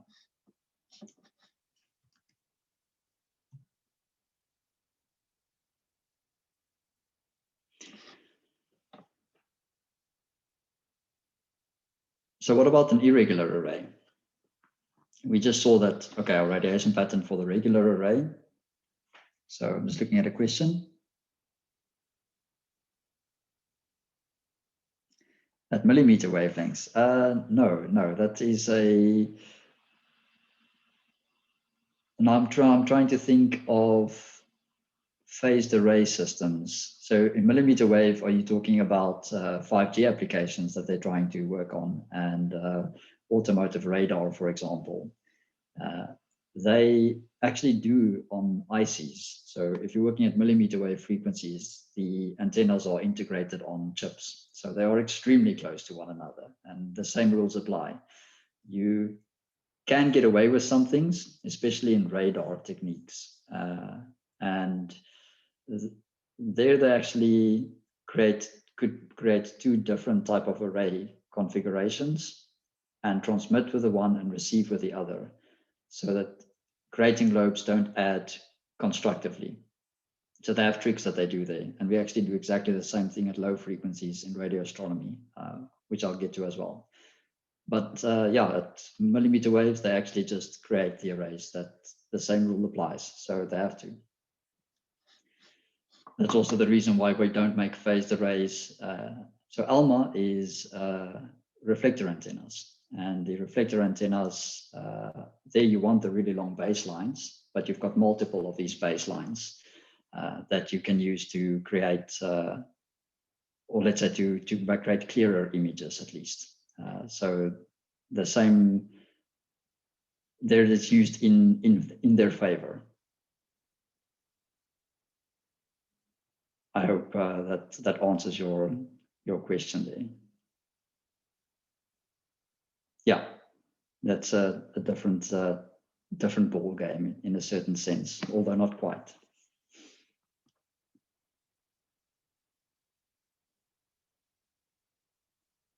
You can definitely use the curved surface for phased arrays, and that is also considered. It's not always off the table, but you don't necessarily have to have a flat phase array. The reason for making most of them flat is you want to create a large collecting area, and once you go to a conformal array, then again you also only have a smaller projected area actually looking at any particular point on the sky. So there is advantages to having a curved array, but from a mechanical aspect, that can be very challenging, and also then, creating extremely large apertures curved is also not something that's trivial. So we still mostly resort to creating planar arrays for radio astronomy, but other applications certainly see curved arrays in a smaller format. What I like to show you next is now the difference. Once you start scrambling these antenna positions, what happens to the array factor? So it's the same amount of antenna elements, the same area, but everything's scrambled. And this is the result that you see in terms of the array factor. Again, this is broadside, and this is scanning towards the horizon for various angles of phi.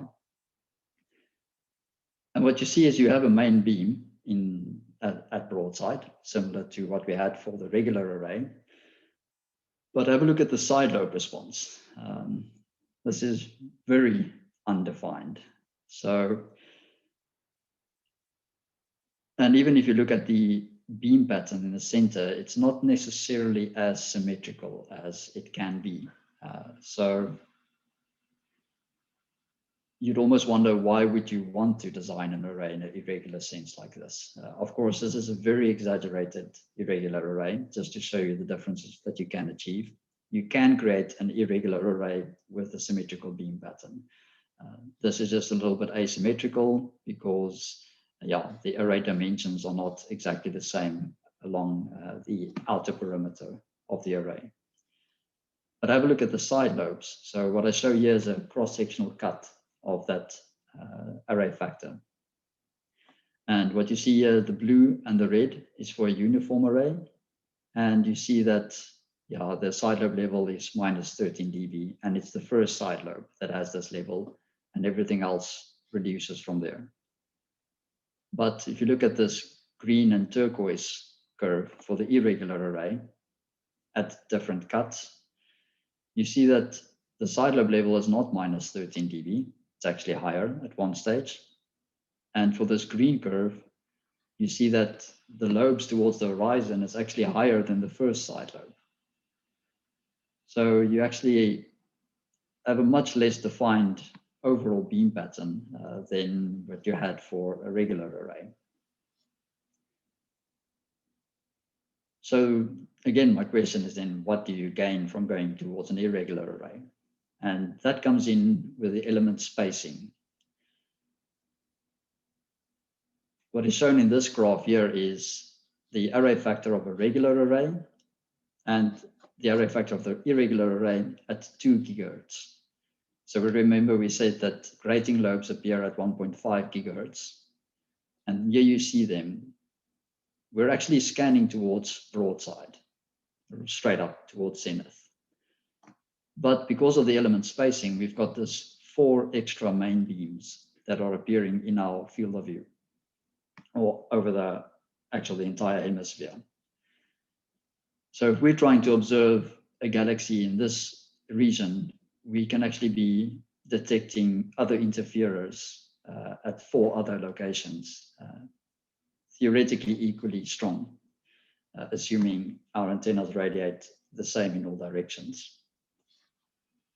But look at the irregular array. It only has 1 main beam, but its side lobes are, well, scattered all over the place, but they're still significantly lower than than our primary beam.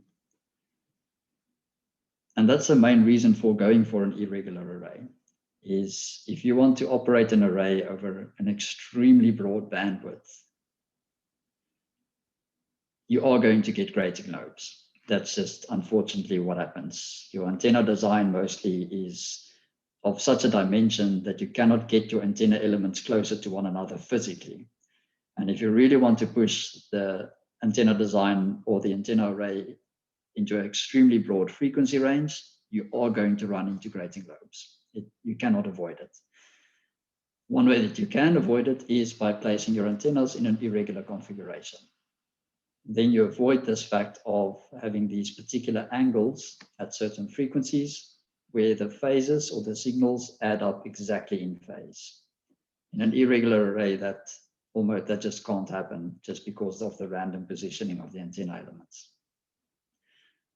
The downside to that, of course, is that you have higher side lobes and they're very ill-defined. So it is quite challenging to reproduce this accurately, to show, okay, exactly where are my side lobes and what are they going to be at a particular frequency.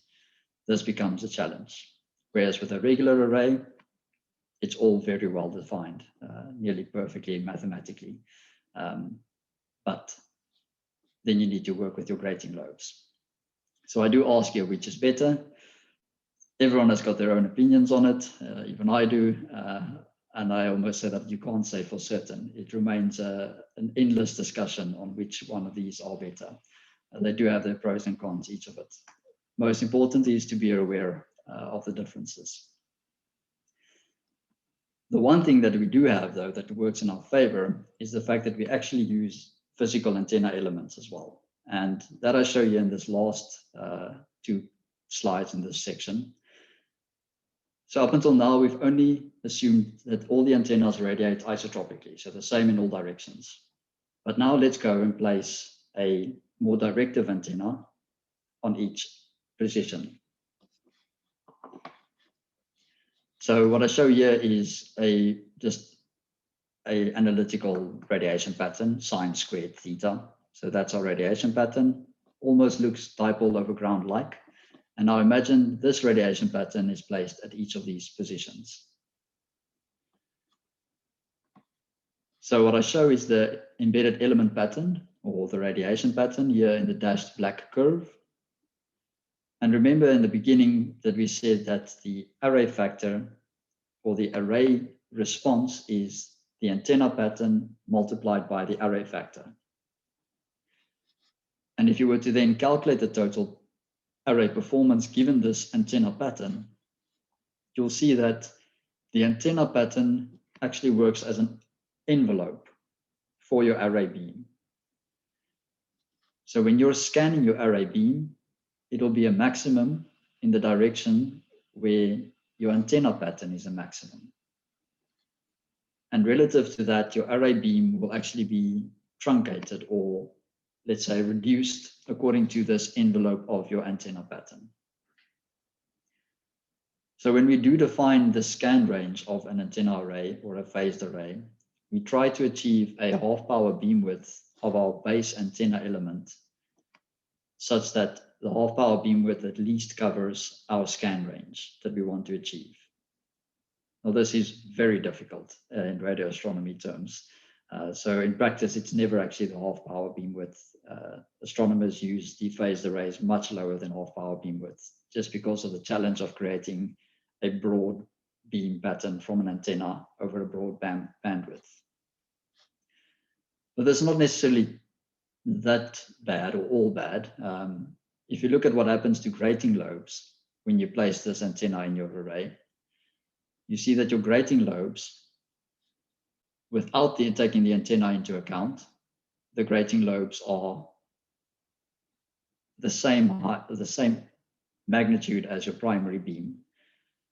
But given the envelope of your antenna pattern, you see that your grating lobes too are suppressed at these lower angles.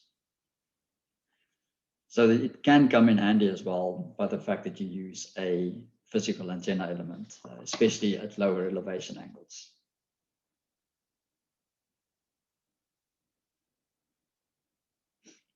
Yeah, Miroslav, that's about a summary of it. The irregular pattern will have a higher overall noise. So as we see in this randomized pattern, but when you're using your regular array at higher frequencies, you do run into the risk of generating these grating lobes, which have these very strong side lobes in particular directions.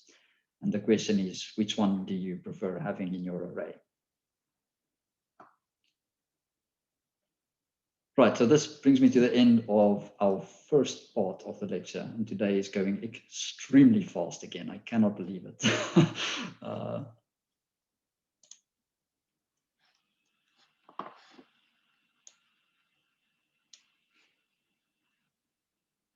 I'm now quickly working out in my mind how I want to present the next part.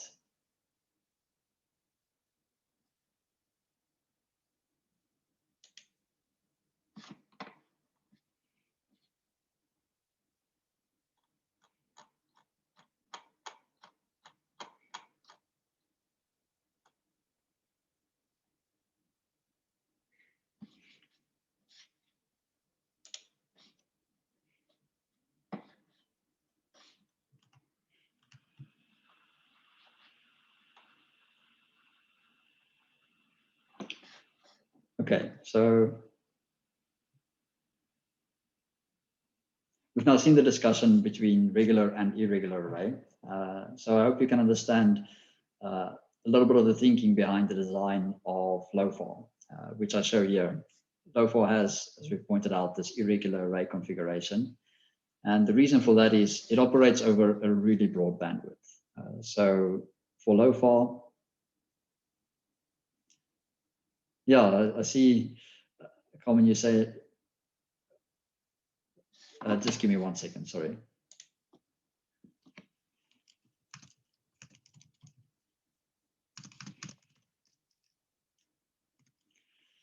So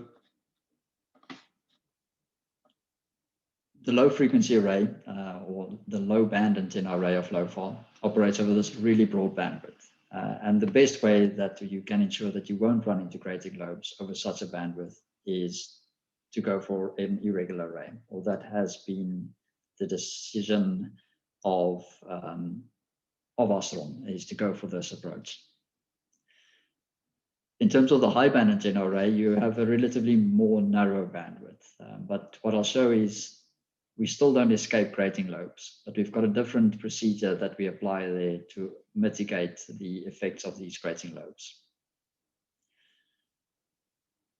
And if you look at the two antenna technologies that we use in the two of them, we have these 96 dual polarized inverted V dipole antennas for the low band antenna array. Now, we didn't really look into inverted V, but I can maybe show you a quick illustration of why we went for the inverted V dipole antenna. And for the high band array, you may see the bow tie antennas here. So this white bits is a polystyrene housing that we house the antennas in. And these metal triangles are actually the bow tie antenna element with the low noise amplifiers and beamformer boards connected to that. And here we've got 48 or 96 of these dual polarized dipole tiles. That's each of these black boxes. And we'll zoom into that in a little bit. This equation I want you to write down for yourself. If you've not heard of it before, it's really an important one in designing antenna arrays or any radio telescope for that matter. And that's the sensitivity. And this is the ratio of the effective area of your array. So you recall we handled the effective area extensively in the first lecture, as well as touched on it in the second lecture. And that ratio is effective area to system noise temperature. System noise temperature is a completely different lecture on its own that I can also talk about for another 2 days. So we are not going to go into that. We are just going to assume it to be a value. But we'll be using this expression later when we look at our architecture. So for LOFAR, we have more than 100,000 antenna elements observing the universe. And the reason is we want to get that effective area as high as possible to have the maximum sensitivity. Anyone want to tell me why LOFAR doesn't observe between 80 megahertz and 110 megahertz? If anyone wants to take a guess in the chat. Because of the FM radio? Exactly. Yeah, there we go. 2 just immediately gives the answer. FM radio. So unfortunately, we're always attacked by our own commercial ambitions. So in this case, FM radio. I quickly wanted to look at Mentimeter.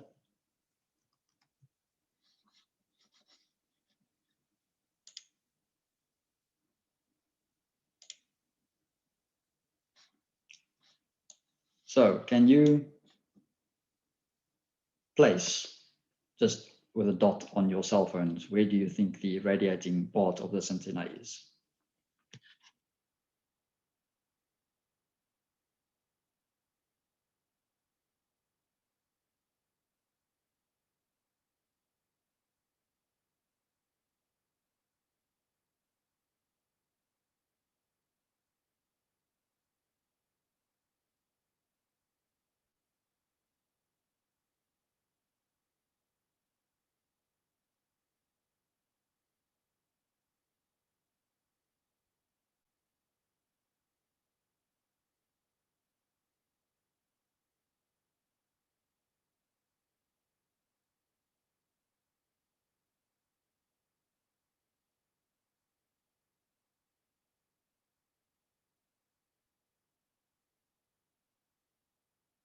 I'm really having difficulty with the mute. You can see it's Friday. Thank you. Oh, it's I should just not press the button. So 15 people attempted this one.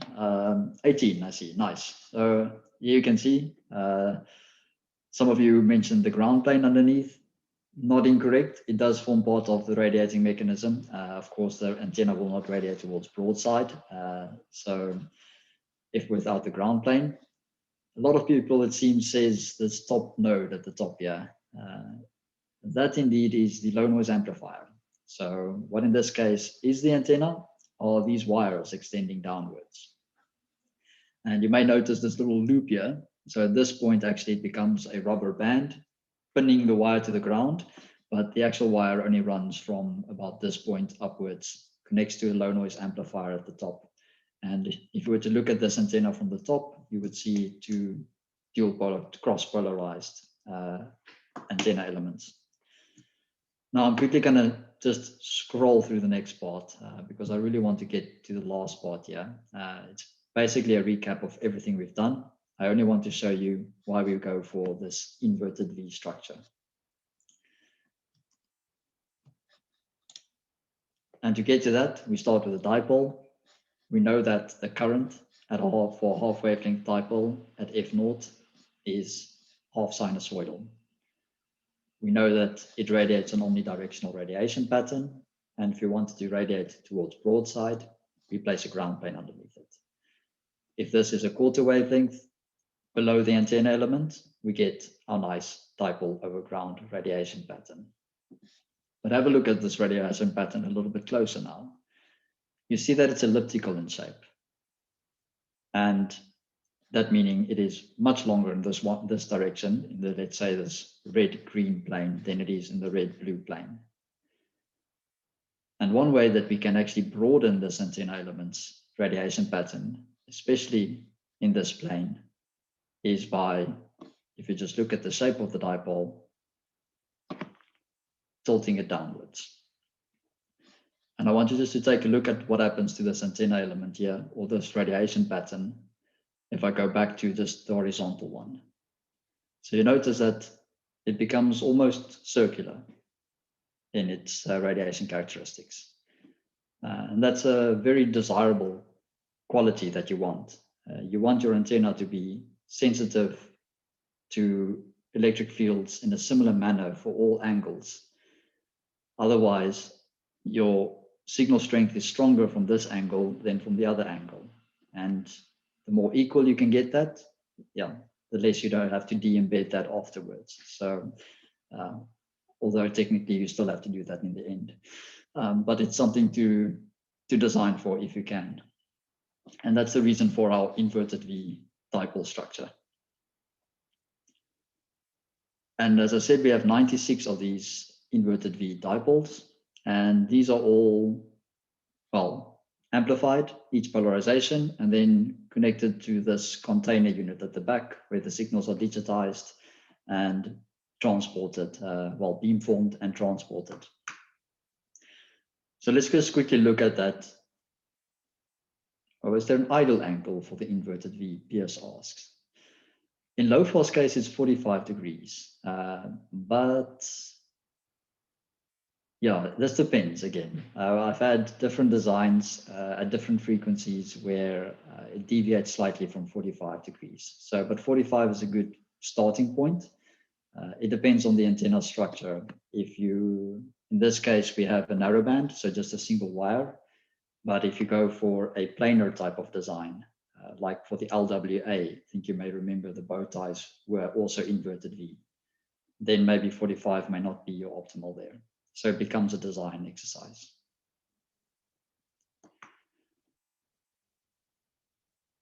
And yes, so Diana, I will get to your question next on the beam forming. And Carmen, you ask polarization. Yes, certainly. Polarization is absolutely critical. So you may recall from our video on the first day that we said that a linearly polarized field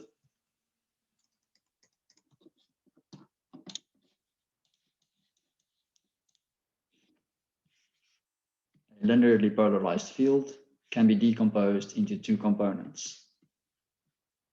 So we have a vertically polarized field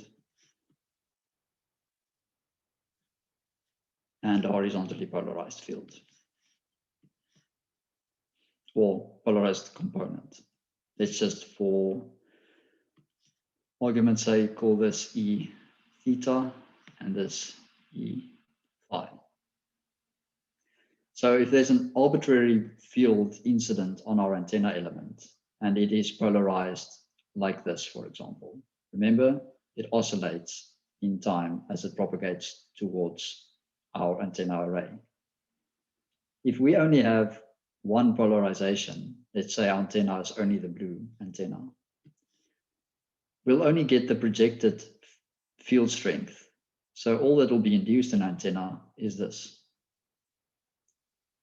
We're not getting the full picture at all here. All you're getting is this field component of your incident field. It says nothing about the polarization angle of your antenna or of your signal that's incident. So you can't really deduce any science from it. You need the orthogonal component as well, because only if you have these two field strengths relative to one another can you really deduce the polarization angle of your field.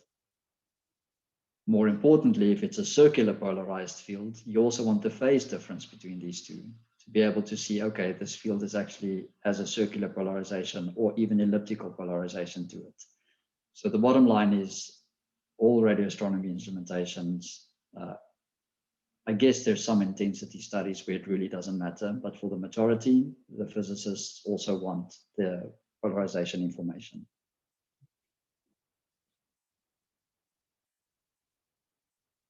After that elaborate explanation, I noticed that, well, not actually a lot. So in terms of having an orthogonal element next to it, due to their orientation to one another, if they are mechanically positioned perfectly orthogonal, or as perfectly as possible, there is little interaction between them. Of course, if you go for a bow tie-like structure, there is some more coupling, but this is typically very low. And there's of course requirements on this. So we have to ensure that this coupling is below X amount, minus 30 dB, for example. So I think it was Diana that asked about beamforming. And for that, I'm going to have to try and share my sound again.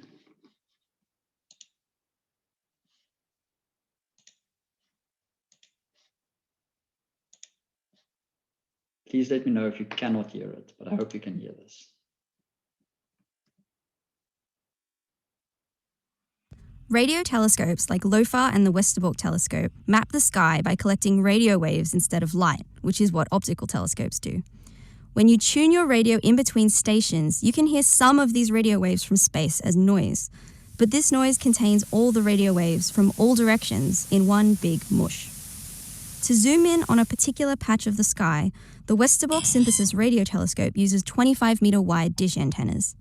The special parabolic shape focuses waves from one direction only into the receiver. But there is another way. For LOFAR, we use thousands of small receivers without dishes in a technique called beamforming. Suppose a galaxy sends out radio waves. After years of traveling through space, they arrive on Earth and hit our antennas. They arrive at this antenna a fraction of a second earlier than at this antenna. So, to map only these waves, we add a large delay to the signal that arrives at this antenna and a smaller delay to this one. Only then do we add them together. In this way, the signals coming from one direction all add up and amplify each other. For signals from all other angles, this doesn't work so well, so these get filtered out. It is like constructing a narrow cosmic searchlight looking at a small patch in the sky. By changing the delays, we can point our beam at another patch. We can even construct multiple beams at once. This way, we can get a high-resolution image of stars, galaxies, gas clouds, and other interesting phenomena across the universe. At Astron, we apply beamforming almost everywhere we can. In Aperitif, the latest upgrade for the Westerbork synthesis radio telescope, we use it in the conventional dishes. In each dish, we installed an array of 121 antennas, which allows the dish to form 40 beams instead of the previous 1 beam. So now, the Westerbork telescope has a much larger field of view, allowing us to map a larger part of the sky.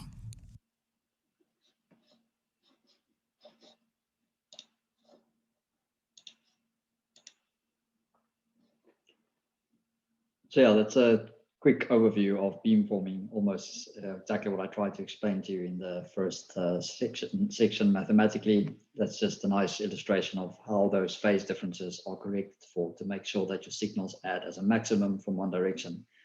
And what it showed was the real strength of aperture arrays is that while your antenna elements stand there, they detect signals from all directions. You just have to apply the phases correctly and you can maximize a beam in one or multiple directions. And that's something really we always try to work towards, is to get, well, more of these beams, although they do come at a price. So let's look at the different beamforming techniques that you can apply. And this gives you an overview of that. So first of all, we have an all digital array. This is the holy grail. This is really what you want, because you can apply any amount of beams or form any amount of beams in the digital domain afterwards, as long as you have the computational resources to do that.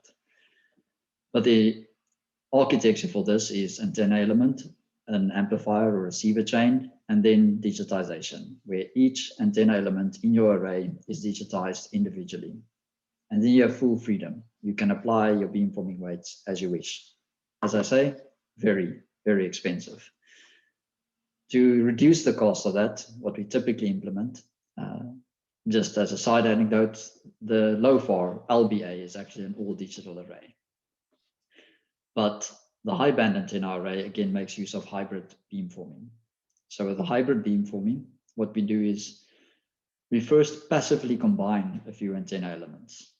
So we apply phase shifts to them, and this phase shift can happen, or let's say, yeah, the phase shifts can happen in two ways, either through phase shifters, which are quite narrow band, or we can apply delays in terms of transmission lines. So that is a true time delay. So if you imagine a signal incident from one angle, then it takes X amount of time for the signal to propagate towards the other antenna element. And that amount of time you can compensate for by a section of transmission line. And they have their various pros and cons, of course. In our experience at Astron, phase shifters are very reliable, but they're narrow band in the response. True time delay, you can get a broadband delay. However, if you go to an integrated circuit solution, this can be challenging to reproduce on a smaller scale. So this is still remains a challenge to get in a nice compact form.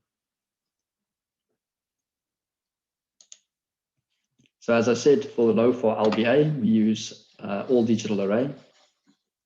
I've lost my mouse. Here we go.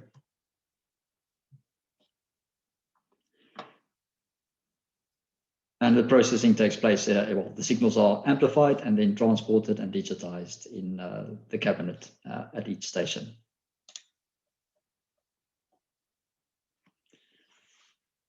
PowerPoint has also had enough, I think. Let's see. I quickly have to restart this, so give me a second.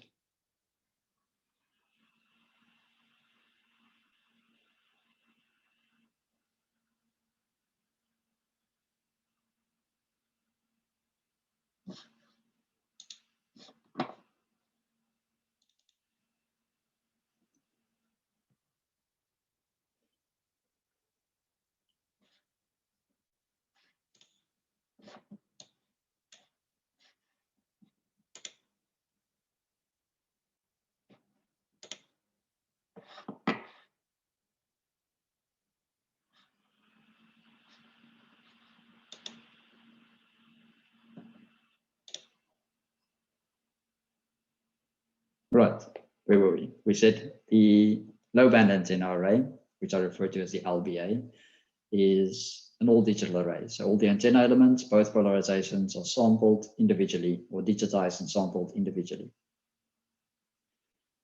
Now, we mentioned that if the antenna elements are relatively close to one another, the beam pattern doesn't remain this nice isolated beam pattern anymore.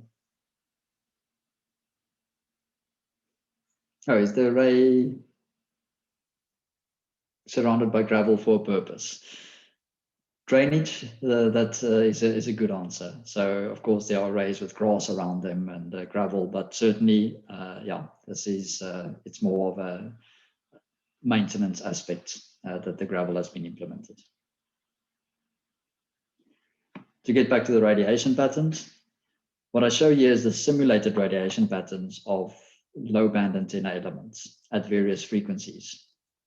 And what this element here is element 43 is a center element in the middle of the array. Element 1 is an element on the edge.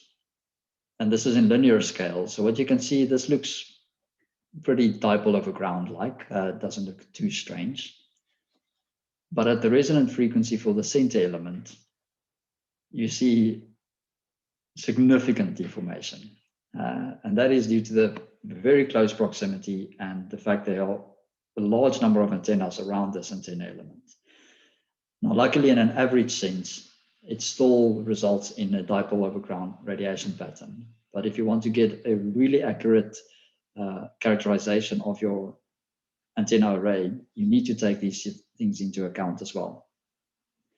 So this is just to give you an illustration of how much the influence can be when arrays or antenna elements get close to one another. And you need to be able to model this and take this into account in your beam modeling during your observations. So for the low band antenna, we've got 3 array configurations. We have the inner, there's an outer array configuration, and international stations have a different array configuration. And as you can see here, the diameters change slightly. So for the inner, you've got 30 meters. The outer, you've got 87. International stations have 70-meter diameter. And of course, I guess you can just guess what happens to the array factor for these different station configurations. That's what I illustrate here for you, is the inner has got very nice axisymmetric radiation pattern or main beam. But then, of course, with the side lobes, that is typical of an irregular array configuration, but nice and low, not too many large side lobes visible. So the LWA outer, this is a much larger array. It goes up to 87 meters in diameter, and you can see the effect. The beam width just narrows quite a lot, but typical irregular array side lobe response. And the international stations, again, slightly broader beam pattern, beam width, given the fact that it's slightly smaller than the local stations or the outer array configuration. And side lobes, again, like an irregular array, scattered.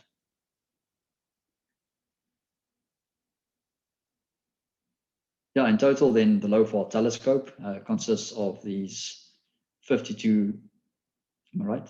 Yeah, 52 stations, and they're scattered all over Europe. So for a low frequency instrument, or actually low frequency instrument aside, in terms of phased arrays, I believe I would be correct if I say this is the largest phased array currently in operation. And the strength of the LOFAR telescope is really this configuration, where you've got these large amount of stations separated by extremely large baselines. And of course, again, as we saw for a regular array, similar thing applies for this interferometric array, that the larger distance you have between your antennas, the narrower your ultimate resolution or beam width is. So in terms of imaging, this is really a strong telescope. And for example, one of the science cases that's being looked at with LOFAR is, can you actually observe a gravitational wave as it propagates through space? And the way that they try to do this is by generating these multiple beams, which is possible with LOFAR, observing multiple pulsars, so these pulsating neutron stars that are very accurate timers, So we know and characterize their pulses quite accurately. And the theory is that if a gravitational wave passes through your observation plane, you would see that the timing of these various pulses changes in sequence to the wave propagating through space. And this is the type of science that this multi-beam telescopes and technology can enable. If I move swiftly onto the high band antenna element, here, as I mentioned, there's actually an array of 16 dual polarized elements in each of these black boxes. So those of you who have not seen a LWA array, this is 5 meters by 5 meters. So they're really large black boxes here, and they're just covered for weather effects. And inside we house the antenna elements, 16 dual polarized, as I just mentioned, of these bow tie antenna elements. So why bow tie? If you quickly run through that in 3 minutes or maybe 30 seconds, we know that a dipole has at a half a wavelength this half sinusoidal current distribution.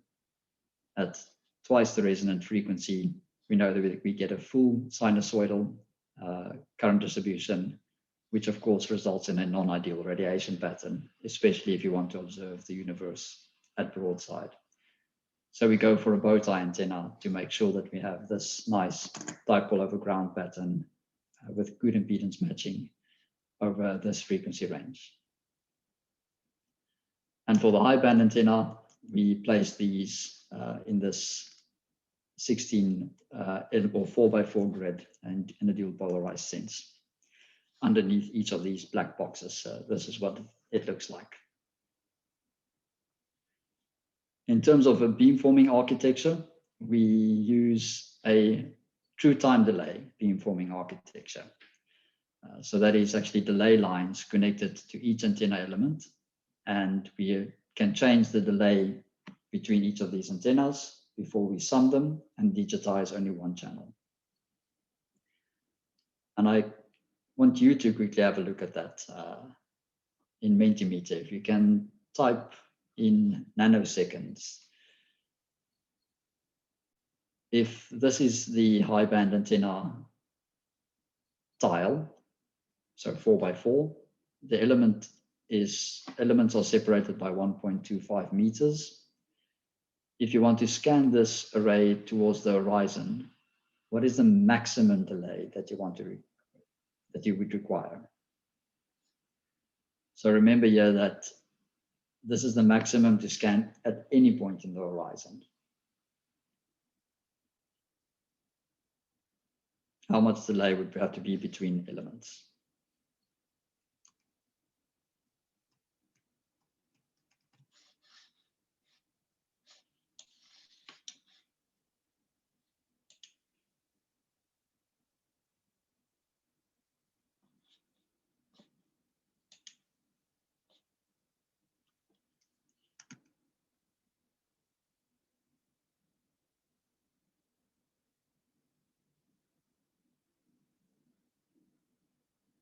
Okay, so I've given you 4 minutes to calculate the delay.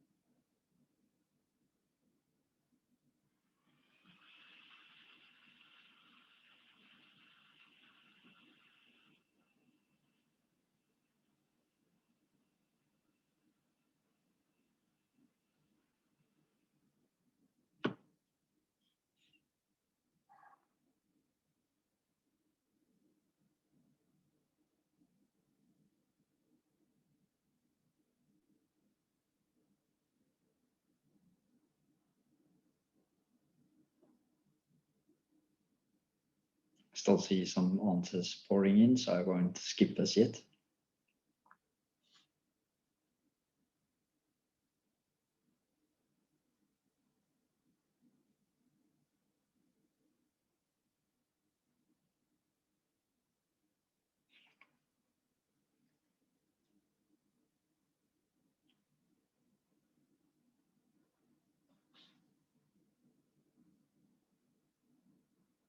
Okay, it seems like we've stabilized at 17.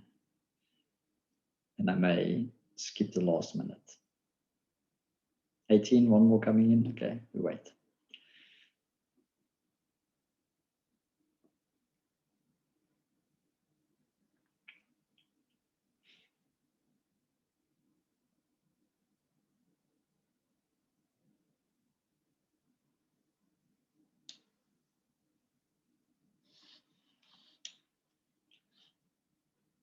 Right, let's look at the answers.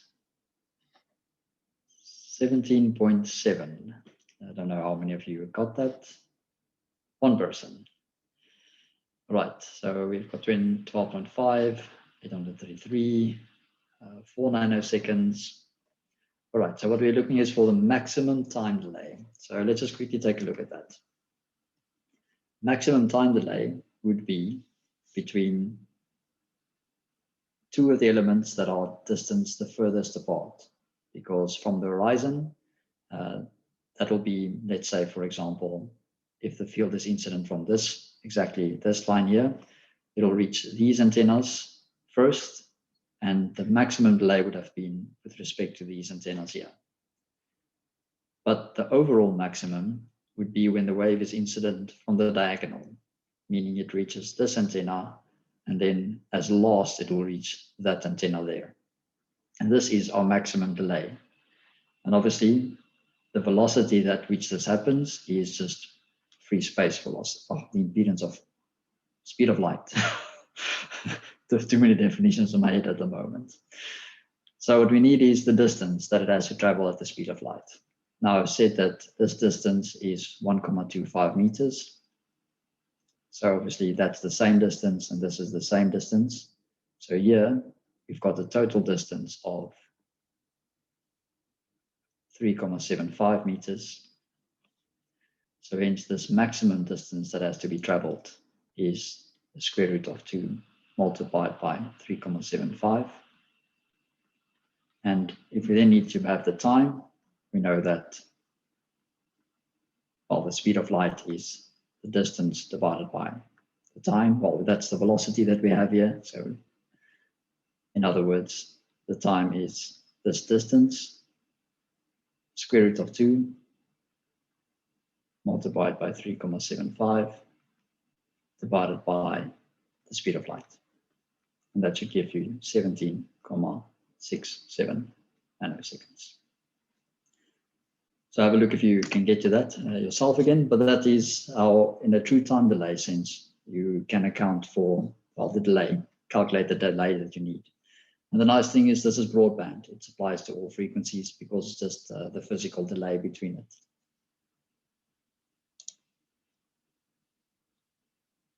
Now, if you ask you how to design such a circuit,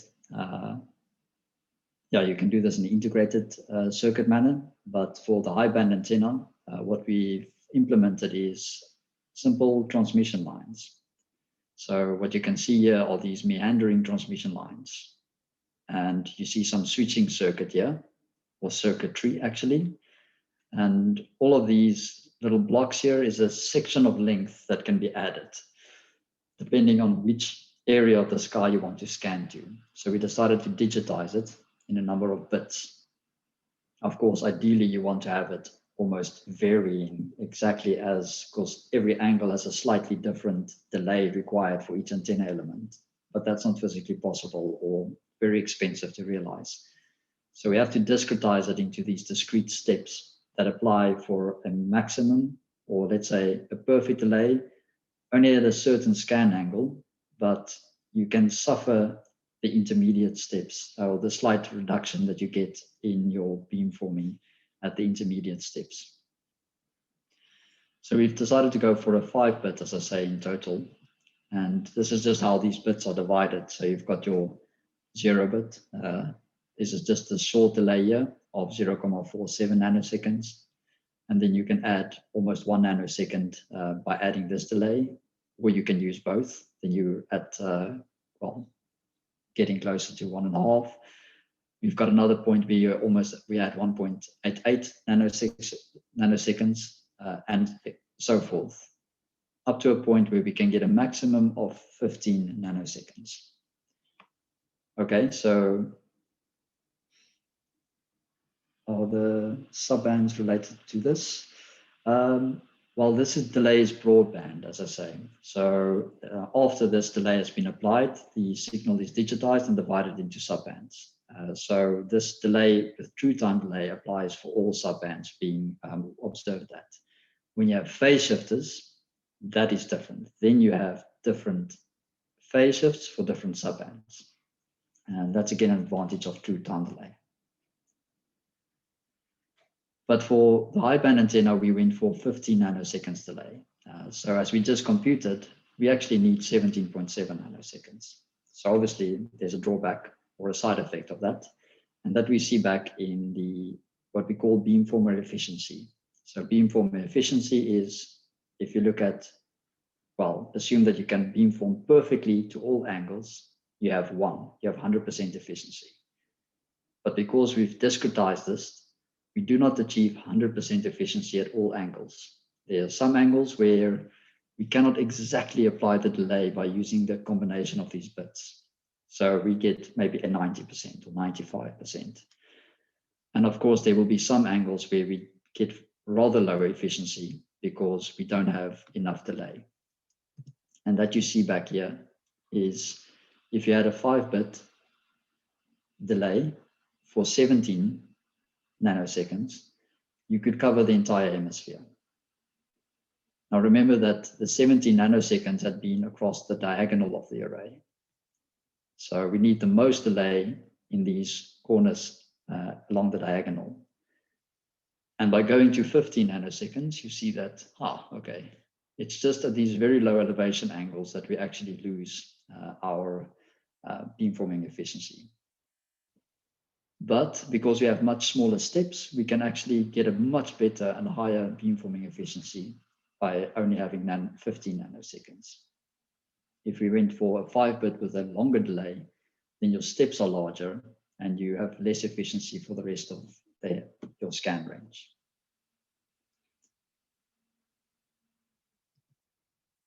So if we put this together, this is then how the high band antenna system works. You've got one antenna element, a high band antenna element, with a really broad field of view.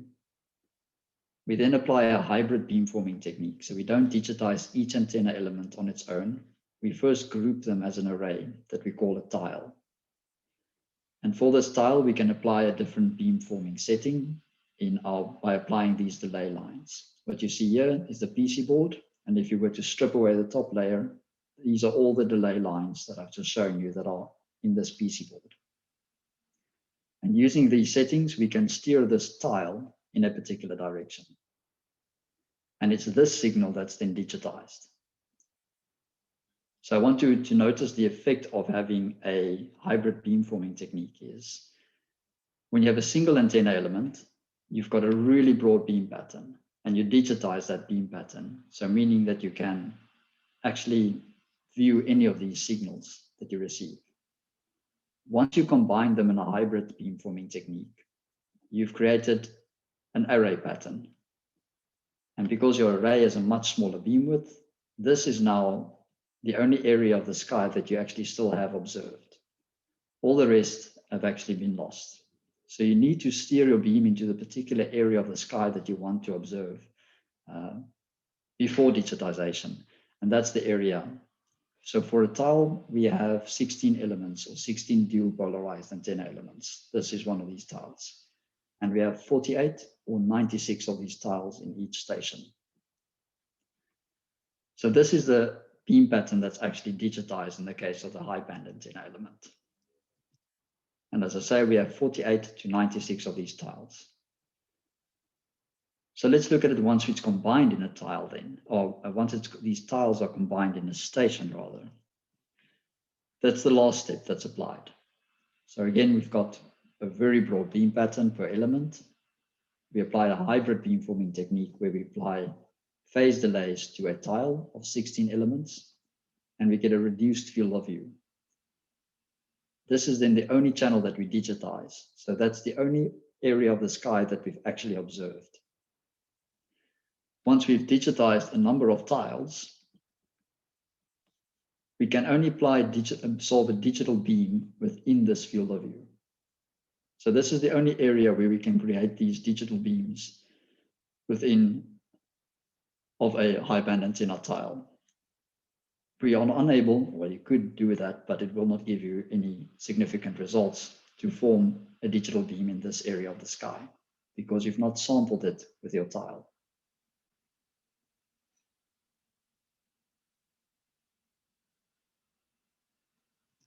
And if you were to look at the different configurations, I say we have 48 elements for, 4 by 4, that's the elements per tile. For the core stations of LOFAR, we've got two stations of 24 tiles each. For the remote stations of LOFAR, we have 48, and the international stations have these 96 tiles. And again, you can just imagine what happens to the beam width of these stations, just for their size. But just for the sake of completeness, I'll show you. You have a half power beam width here of 4 degrees. This is at 150 megahertz. For the core stations, it's only 24 tiles. Going slightly larger to 48 tiles, you see it reducing 2.8. And then for international stations, 2 degrees at 150 megahertz. But look at the side lobe response. You see just below minus 13 dB, even less here. And that is due to the fact that we have a regular array configuration. So you only have this primary beam and quite a well-defined side lobe level. The problem is, however, at 240 megahertz, at the highest operating frequency band, we have grating lobes that appear due to our element spacing. And this is, of course, not ideal. We do not want grating lobes, especially not in the horizon. So what do we do with this? How do we handle this in LOFAR? And in LOFAR, we have the advantage of 52 stations. And what we can do and what we do with LOFAR is, if you look at the orientation of all LOFAR stations, is all these stations are rotated with respect to one another. So none of them are actually aligned similarly. All the antennas within the station are aligned, but the actual element positions are rotated with one another. And the effect that has is, if you were to look at two stations, this orange line here is the beam that we're scanning to. The green shows a grating lobe. This is for one station. If we scan another station to exactly the same point, but it's rotated, if you look at the orientation, we get grating lobes at different points in the sky. If we then were to sum these two stations to a single output, this grating lobe will add with a 0 here. This grating lobe adds with a 0 there. Similarly, this grating lobe adds with a 0, and the same with that one, adds to a 0. But the main beam, these add exactly to one another because they're still positioned to the same area in the sky. And by using this rotation technique for multiple stations, we can actually reduce this effect of the grating lobes significantly over multiple stations.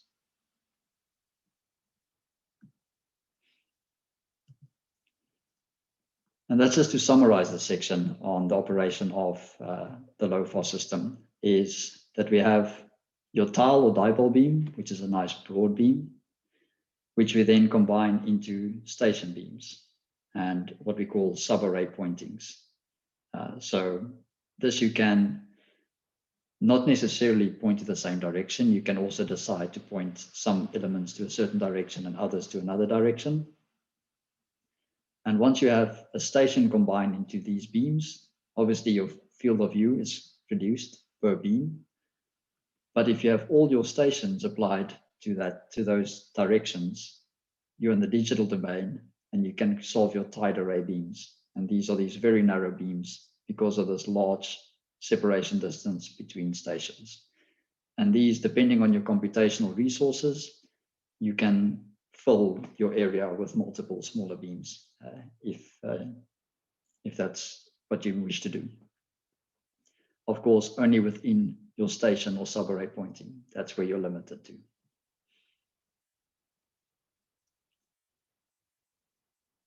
Now I'm sitting with a bit of a conundrum. I promised that we'll do an array architecture design, but I found that the LOFAR information is also important for you to know. And in 15 minutes, it's impossible to do array architecture design. We can try to do it in 45 minutes, but I realize it's Friday and you also have to stop somewhere. So I actually don't know how to approach this part. But what I would like to do is maybe introduce the square kilometer array. Well, there's one person that's happy to stay. I also don't mind continuing on for another 45 minutes. But then we can do this. And I think that's really the conclusion. 45 minutes should be enough to do that. For the rest then, okay, people are happy with this?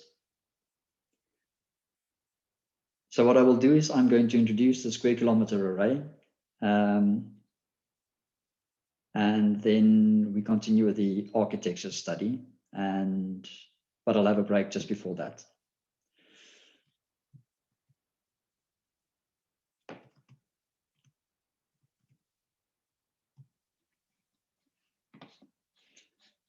So just to be sure, is there anyone that is not happy with continuing for an extra half an hour?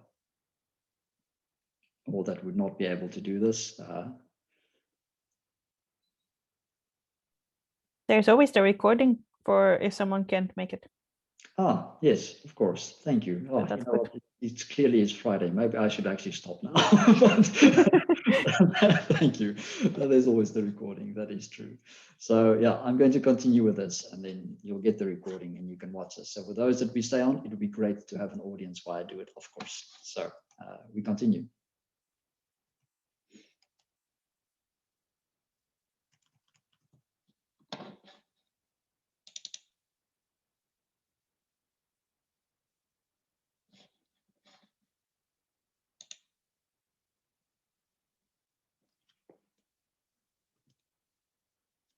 So this exercise is a architecture design for what I call the mid-frequency aperture arrays for the square kilometer array. And for those of you that are not familiar with the square kilometer array, I have a little video that I can use to introduce it to you. So again, you're supposed to hear sound. If you don't, please let me know immediately so I can see what is going on. Oh, wait.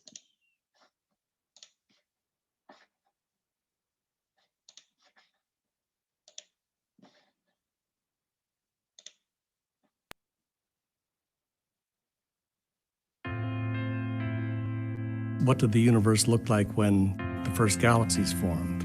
What are gravitational waves? How does magnetism work throughout the universe? Come si formano I pianeti? Oh, okay, great. How many So gravitational waves are passing through? Let me pause.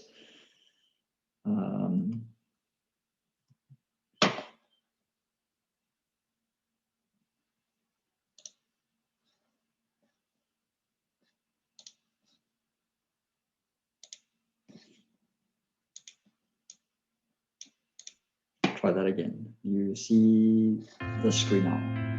Great. What did the universe look like when the first galaxies formed? What are gravitational waves? How does magnetism work throughout the universe? Come si formano I pianeti? How many gravitational waves are passing through me right now? What is dark matter? What is the impact of magnetic fields on the formation of galaxies? 宇宙の歴史はどうだったか? ¿Estaba Einstein en lo correcto? And for me, the most important is there life out there? We ask ourselves, what is the most useful thing that a radio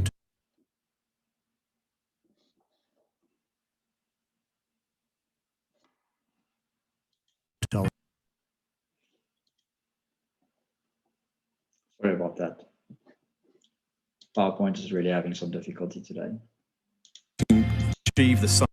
We're looking at what our surroundings were like almost at their inception. Question is, how are we actually going to make this happen? We're building what will be the largest science facility ever built by mankind. To be able to achieve the scientific goals that we want it to be able to achieve, we need to create a machine which is less a telescope. It's almost more an IT machine. We're pushing technology to its limits. What we're talking about now is 2 telescopes. Our site is in the middle of the Western Australian desert. Far away from towns, radio interference, anything that could impact on the science that we're trying to do. We've already started. We've got antennas at the site. We'll have hundreds of thousands more. It'll stretch out beyond the horizon. We're building hundreds of dishes in a remote location in the middle of South Africa. And it's really tough. It's a hot environment, it's a dry environment. These dishes are going to spread out over literally hundreds of kilometers. Een project als dit kan alleen tot stand komen als wetenschappers wereldwijd met elkaar samenwerken. 我们如何来建造这台望远镜呢？ We've got to get 500 engineers to work together over 20 countries in all time zones in the world. It's like building a jigsaw puzzle, but the pieces keep changing. Part A being designed in one place fits to part B being designed literally on the other side of the world. Every new telescope, there are always new discoveries, and they are never the discoveries you build a telescope for. We're almost bound to discover something new, something that will disrupt our current everyday life. That generates new knowledge now. Huge amounts of data. Imagine the amount of data that's flowing through the internet at any one moment. We're talking about that kind of level coming out steadily. इतनी सारी data का सही मतलब निकालने के लिए नया software बनाना ही पड़ेगा. The SK can do for interplanetary exploration what broadband did for the internet. We're doing this now. There's equipment on the ground in South Africa and Australia. Radio waves gives us a unique way of probing the deep universe. We can do all of this by picking up incredibly faint signals, radio waves coming from the dawn of the universe. What we will discover is the unknown. We're going to build the real thing. It's not just dreaming.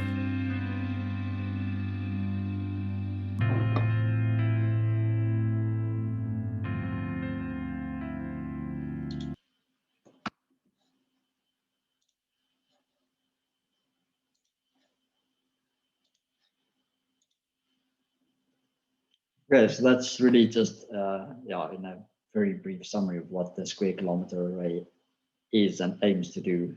To just add on to that, in terms of antenna elements, it's or radio telescopes, it's an extremely ambitious project, and it has been going on for decades. And finally, we're at the position where it's actually entering construction phase this year, if all goes well. There's been various demonstrators and verification systems. And as I showed in the beginning of today's talk, we've got the Meerkat telescope in South Africa on exactly the SKA site, which will serve as the initial phase of the SKA. So the SKA will just extend on the Meerkat telescope with a slightly different design. And then in Australia, we have a different type of array. As you saw, these fields of antenna elements. It's log periodic dipole array antennas. Also in this irregular station configuration, similar to what we saw with LOFAR. And these will also be scattered around across the desert in Australia. And for this, currently we have one verification system that has been built and tested there. And it'll be these telescopes that on a smaller scale are being constructed this year already. And it will continue to expand into, as more funds are released into this telescope with a sensitivity that's just unrivaled. It'll be an enormous scientific facility. So the SKA intends to observe from around, this is an old schematic, it's around 50 megahertz up to approximately 350 megahertz with these SKA low antennas, which will be positioned in Australia. And then starting around a gigahertz, similar to the Meerkat antenna, it will also go lower in frequency later on, up to approximately 20, you can say 24, 26 gigahertz for these reflector antenna arrays that are being built in South Africa. And in between these two You recall that initial graph that I showed with the aperture array antennas and the reflector antennas, and that there's this part of the frequency spectrum that's missing for large field of view antennas. These are these mid-frequency aperture arrays. And there's really a need for this and a desire from the astronomy community, although still in terms of feasibility, mostly due to the extremely expensive digital backend, this has not been achieved yet. Not only the digital backend, but also the power consumption that goes along with having an extremely large number of antenna elements all observing the sky simultaneously. And this architecture design, I want you to get a sense of, okay, how many antennas do we really require to make such a dense aperture array? And for the square kilometer array, this is in their planning for the second phase of the square kilometer array. And they've already have some specifications that they have for these mid-frequency aperture arrays. And we have a number of institutes that actually work towards these antenna elements. And here you can see some of the demonstrators that have been built for that purpose. So this is the demonstrator built by Astron.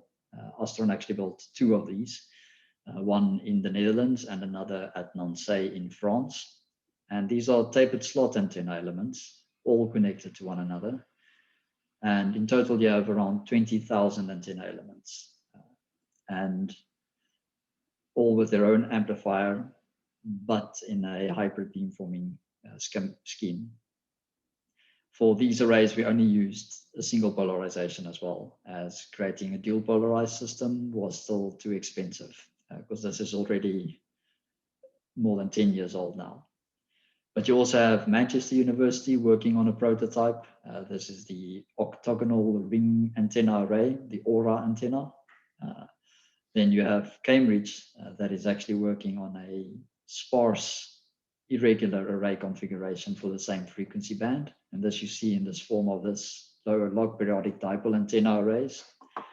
And Stellenbosch University is also active in South Africa, where they've got a different prototype like shown here. This is a connected dipole array, which has also got some very nice properties, but completely different settings or completely different technology types, especially with regards to the antennas, all for the same type of antenna array or radio telescope. And before we dive into this derivation, I am going to suggest that we take a 5-minute break, and then we start at on the hour again, wherever you are. So that may be 3 o'clock or 5 o'clock already, or 4 o'clock. So 5 minutes.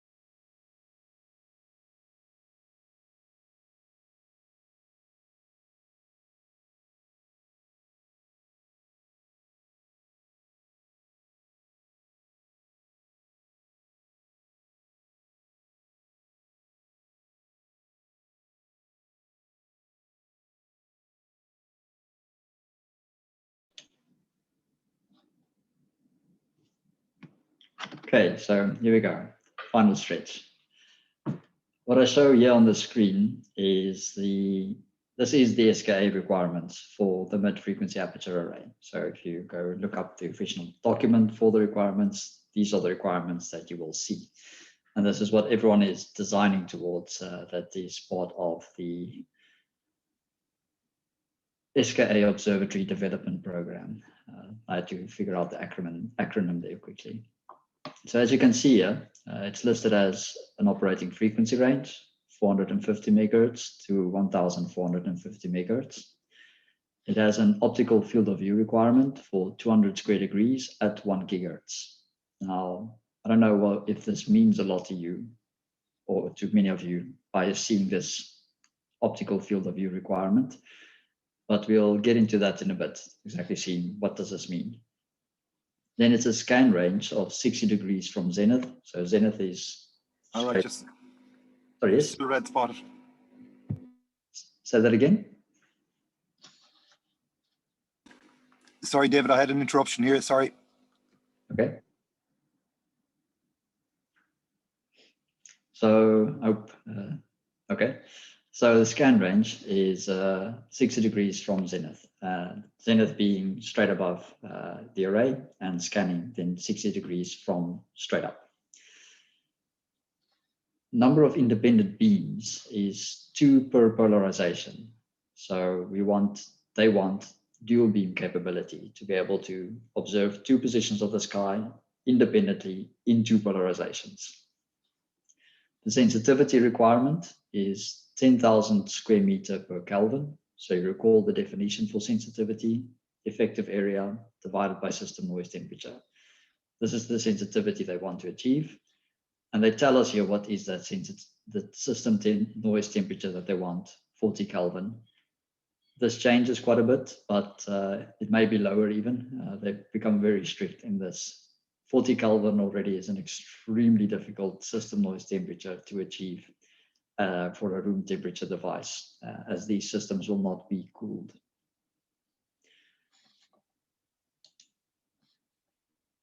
So, okay, you see the set of requirements. Where do you start? What do you, seeing these requirements? Anyone want to just take a guess? You can just say it or type it in the chat. This is what you get. Where do you start? Which requirements do you consider first and why?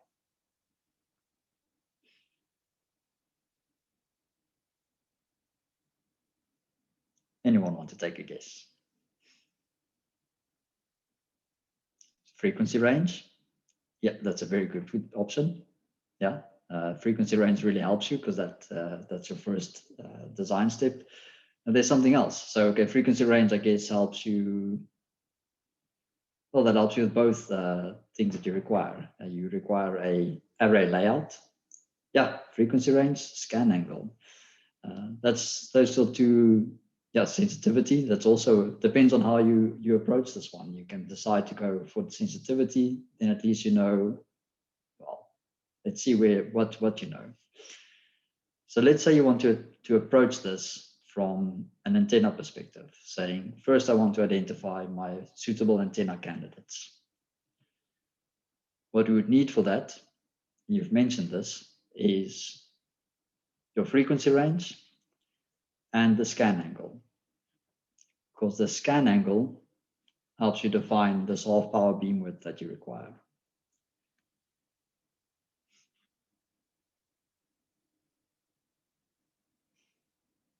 So Mohammed says if sensitivity is low, it's going to be useless. Yeah, so sensitivity we'll get back now because you can see there's another part of the array design that helps you with sensitivity. So, or that you need to design for to achieve your sensitivity. And that's what we'll get to now. So looking at these requirements, first you want to see, okay, what antenna element can I use? Which antenna element can realistically achieve these requirements? And that is a frequency range of 450 to 1450 megahertz. And we can use the scan range requirement to say, okay, what should the half power beam width be? Now you see that, remember the scan range is from zenith to 60 degrees. So that's in both directions for all angles of phi. To achieve 120-degree half-power beam width over this frequency range, I can tell you is nearly impossible. So this is a really, really strict requirement. And you will actually not achieve a half-power beam width of 120 degrees. So it will be a reduction in the sensitivity. These are, of course, the requirements that they really aim for, but the ones that will be acceptable will be lower than this. We do this for the current aperture arrays as well. You can't achieve a 60-degree scan range with a half-power beam width over broad frequency ranges like this. Nonetheless, they like to define what is the ideal to design for, so this remains a challenge. We are not going to go into the antenna design in this case. This is just an architecture study. So what we want to see is what type of array do we get to that we need to design. So at least we know if we're going to design an antenna, we can pull out antenna makers and we can start searching for broad beam pattern and the frequency range and see if something comes up and if there's a suitable candidate. That I leave for you as an exercise. If we continue with the architecture here, how many of these antennas will we require? So what do we use to say how many of these antennas we require?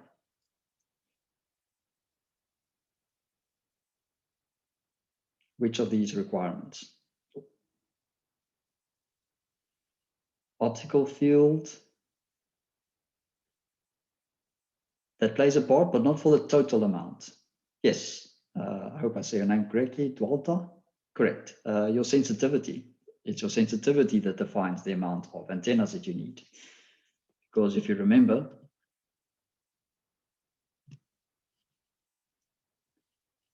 the effective area or the sensitivity, which I'll just denote by S, is the effective area divided by the system noise temperature. The system noise temperature is given to us, so we know the effective area. Now, what about the element spacing? How would we find out how far elements should be separated within our effective area?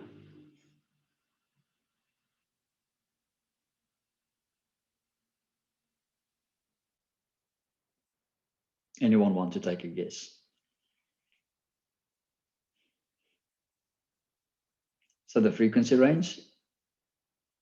Yes, so in what form? Why do we have it from the frequency range?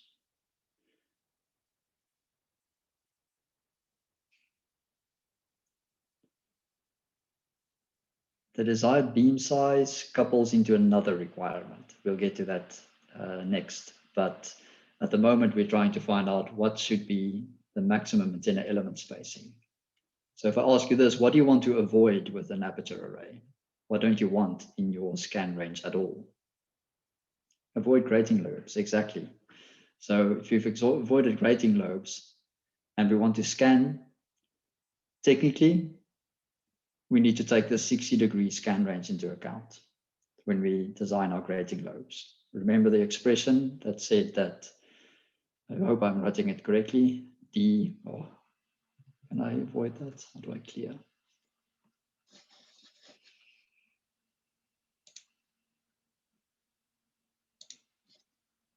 Remember that the spacing should be smaller than lambda divided by 1. Now I could have to think plus cosine of the theta scan angle. Am I doing this correctly? It must be sine. I have to think visually as well. D must be smaller than 1 divided by lambda 1 plus sine of the theta. So if we're scanning 0 zenith, then D must be smaller than lambda. But if we're scanning towards the horizon, theta is 90 degrees, then D must be smaller than lambda over 2. So we want to ensure no grating lobes, doesn't matter where we scan. So we're actually going to, just for this case, over-design this requirement and say that no grating lobes anywhere in the visible region, irrespective of the 60-degree scan range. So let's quickly have a look at those values. If you go onto Mentimeter quickly.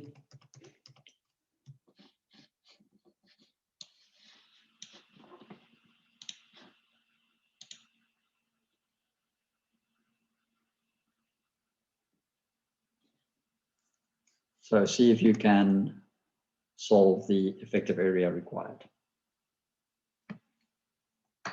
in square meters. I've given you 2 minutes.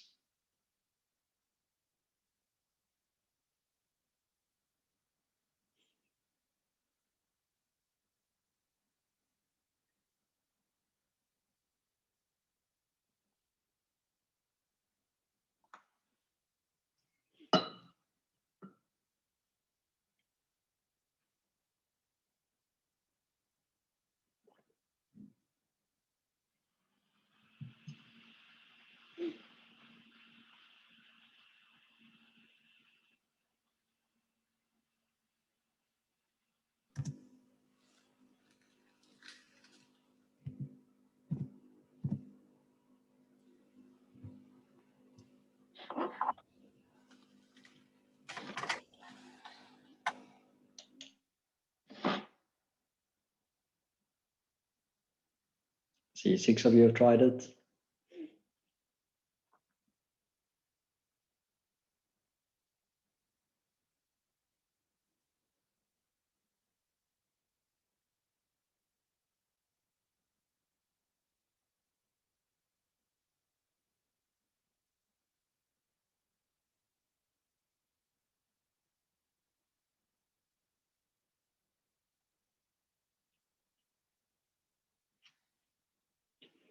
Okay, so time's up on that. Now, before I show the answer, I quickly want to address the questions. I now just earlier in the previous slide, I said that the element separation distance should be, if I just type that here, I'm quickly going up one slide.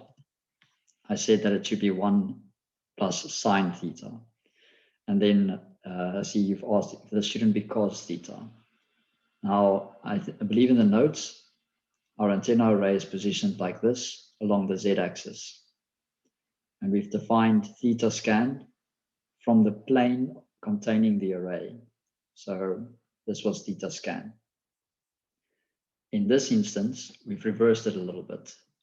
The z-axis is now perpendicular to the axis containing our antenna array. So our antenna array is in the xy plane actually. And we're scanning from 90 degrees with respect to our antenna elements.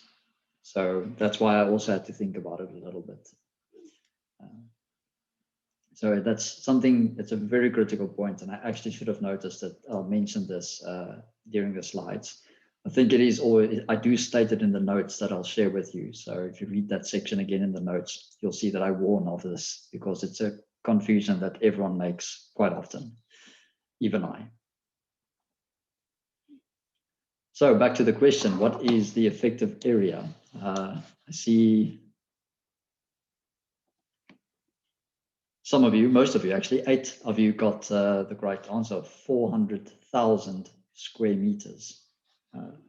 That is an extremely large area. And I guess that also immediately makes it clear to you why this becomes part of SKA phase 2. This is an extremely ambitious instrument. So we know we need 400,000 square meters of effective area to be able to achieve a sensitivity of 10,000 square meters. If you look at the maximum element spacing, you are all correct with that fact. We don't want any grating lobes. So of course, I want you to calculate this for yourself and see that you can calculate this. So again, if you can open Mentimeter and just calculate the element spacing that you have, the maximum element spacing.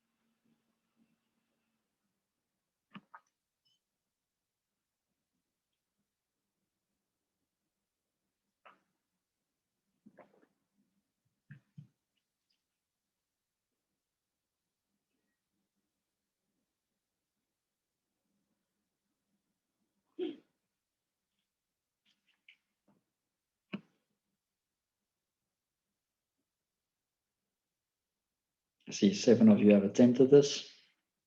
So lambda min would be at 1450 megahertz.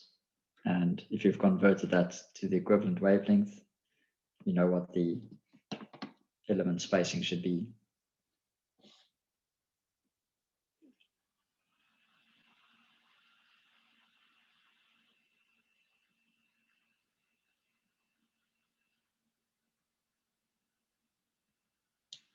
But let's see how you did. So I see a lot of 10s, yeah.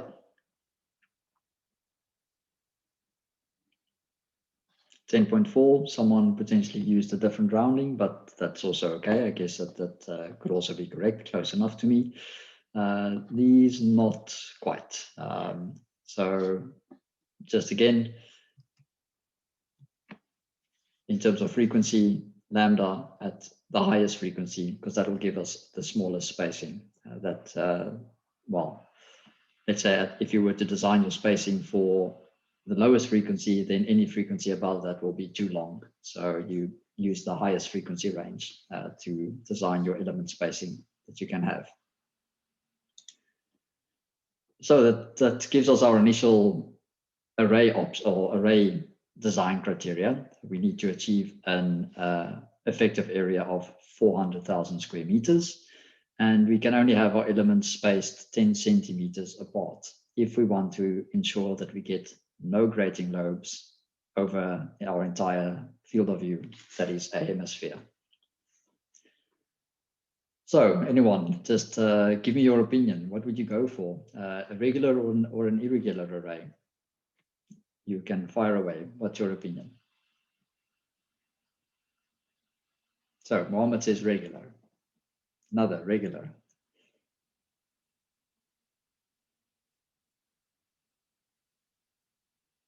Some people thinking about it.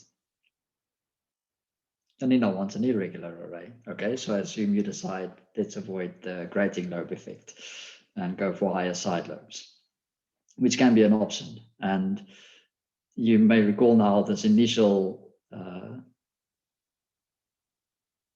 Diana wants to go regular and at some point remove elements. Could, but you could lose effective area if you don't do that in a clever way. So that's but still not an option to, yes, no, I can understand that because you may not use exactly this spacing. So it's an option. And indeed, Carmen, a 10 centimeter maximum separation would be very difficult to do, both in regular and irregular, because you've got your physical size of your antenna element that is going to come into play here. At the moment, we're only doing this architecture study to see, okay, get a sense of what is needed. But the moment that you go look at antenna elements, you'll see that the chances are that your antennas are going to be much larger than this spacing allows. So this is just to give you a sense of what is required here. And this is then the ideal that you want. And everything that you cut away from here will reduce the performance of your antenna array in some way or form.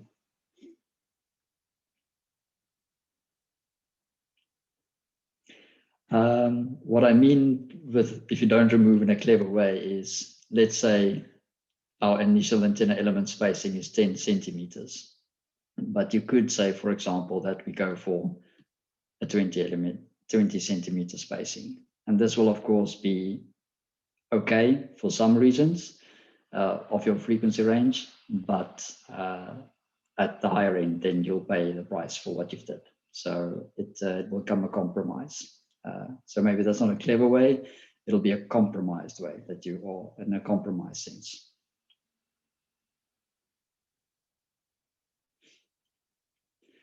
So in this case, a triangular grid, that could work. Just remember that in a triangular grid, you always have the diagonal that becomes longer. So you will also still introduce a grating lobe at some point, even if your diagonal spacing is not 10 centimeters. So unfortunately, due to the regular nature of this, we actually use a triangular grid for the Astron demonstrator. And there we've got a 12.5 centimeter spacing, but still we have grating lobes at the higher end of the band when scanning to lower elevation angles. It's a tough one.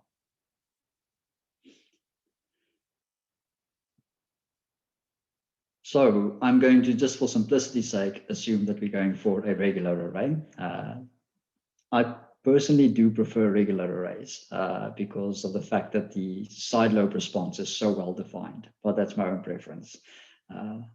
Nothing against LWA, of course.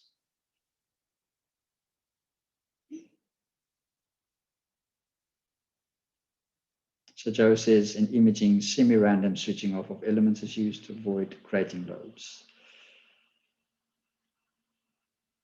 That I'll have to confirm with you, Joe, to be honest. That is, I can't at the moment see how you turn off elements within the array to avoid grating lobes, because in my mind, that makes the array more sparse, creating more grating lobes. So I'm puzzled by that question, to be honest. So I'd love to discuss it with you to see how you implement that. If that's maybe okay, at even at a later stage, you're welcome to maybe email me on that one. But it could be that I'm overlooking something completely obvious now, just because I've been talking for nearly 4 hours.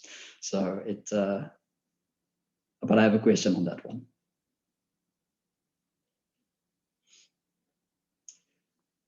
So if it's okay, Joe, I really am interested in that question. I would like to get back to it, but just for the sake of.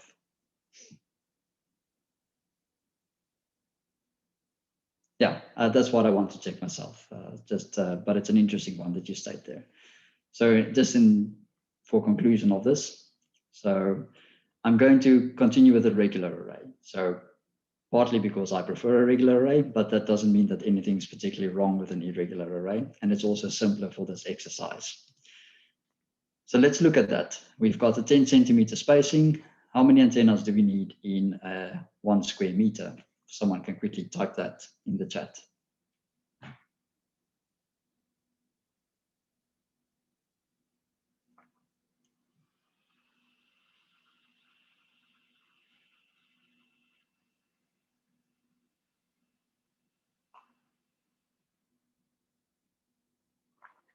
Exactly, 100 antenna elements. So we have 10 spacing of 10 elements per 10 or 1 meter by 1 meter gives us 100 elements that we need. That gives us a total amount of antennas of 40 million. And I hope that gives you the real sense of why this technology does not exist yet.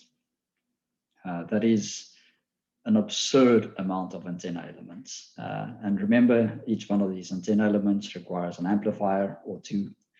So even if you have extremely efficient amplifiers consuming very little power, if you have 40 million of them, you are really consuming a lot of power still.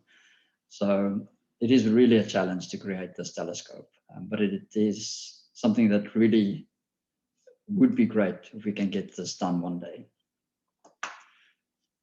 The other question, of course, then is, now you have 40 million antenna elements, how will you beamform this? And for that, I'd just like to hear your opinion. So I'm asking you on Mentimeter.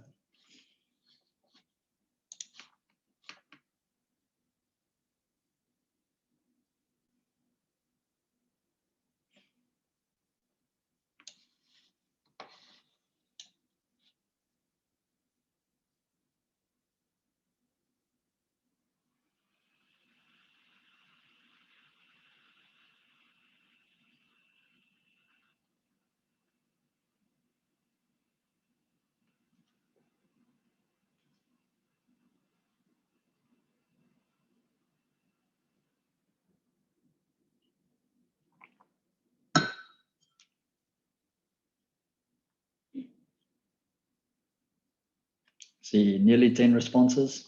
There we go, the 10th person. 11, some people still thinking about it.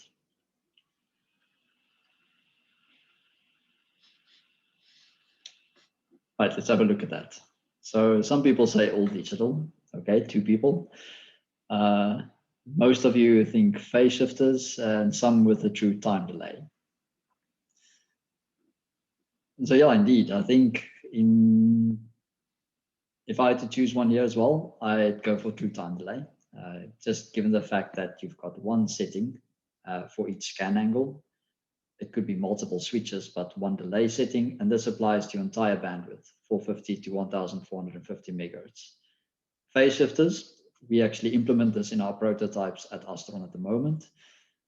We apply phase shifters, but of course this is frequency limited. So you have about a bandwidth of around 200 megahertz where this phase shift really applies and you can achieve enough efficiency in your beam. And I really wish we could do this. The all digital would of course be fantastic. That's exactly what we want. But of course, if you go for an all digital array, then you need 40 million A to D converters as well. And that is impossible. I don't even think that can ever be done. It's just far too expensive. And the amount of data that you then have, I guess it's a simple sum that you can quickly compute, which I've not done yet. I don't know if we can handle that yet. It's just too much. So it will have to be a hybrid beamforming technique.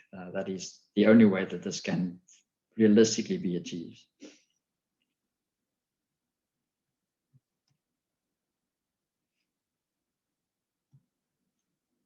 So indeed, it's between these two. True time delay, as I say, it can be challenging to reproduce. We've tested some true time delay chips, and yeah, reliability in these channels are a challenge. Errors in the ADC in sampling.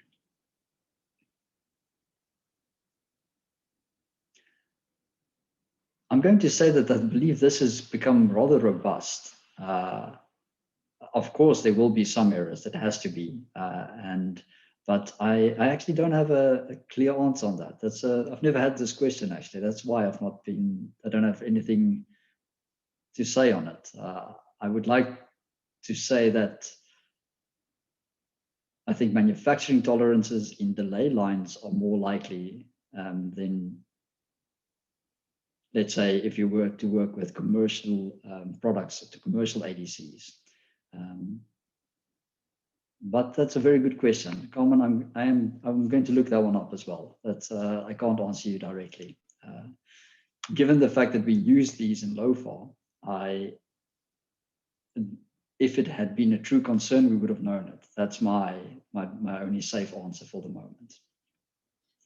But that I think comes because we use commercial manufacturers' products that are manufactured on a very high reliability, whereas these true time delays, these are unique custom-made ICs that the only ones that exist are the ones that you have in the lab. So they've not gone through this rigorous design process like the commercial products.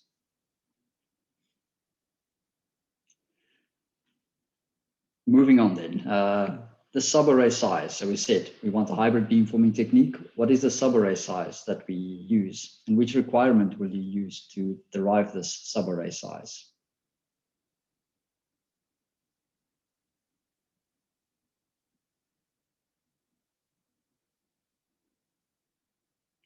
Anyone want to take a guess? Yes, exactly. We take the field of view of that. So field of view, optical field of view in square degrees is a strange phenomenon. If you look at this for the first time, and maybe you're not used to this term in terms of celestial objects, it's an odd definition, but I'm going to do my best to try and explain it to you.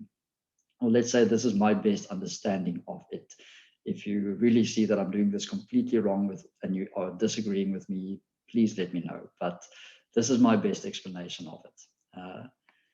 If you were to look at an object in the sky and you were to look at the surface of this projected circle that it contains, this object, For example, if we were to look at the moon and you were to look at the circle, the physical area in the sky as you observe it.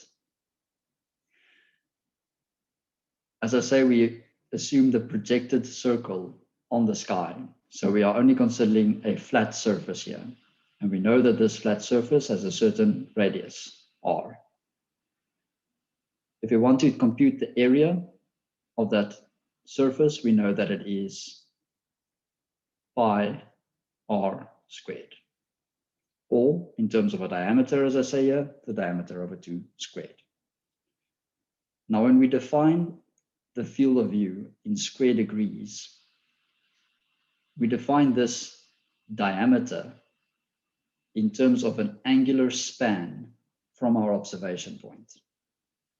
So instead of taking a diameter in meters like we do, or in centimeters, we say it's width of this object in terms of an angle from our observation point.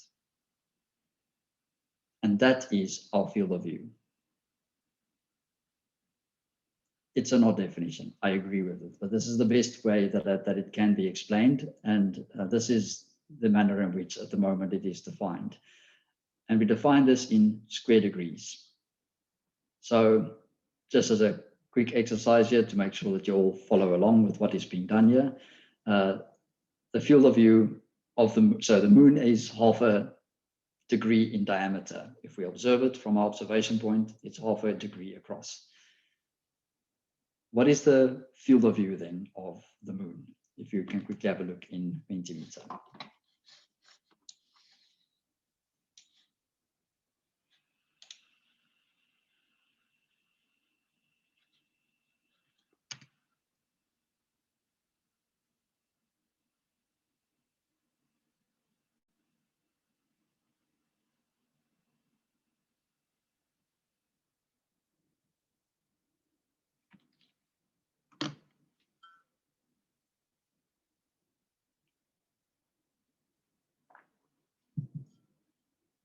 I didn't give you a lot of time, I notice.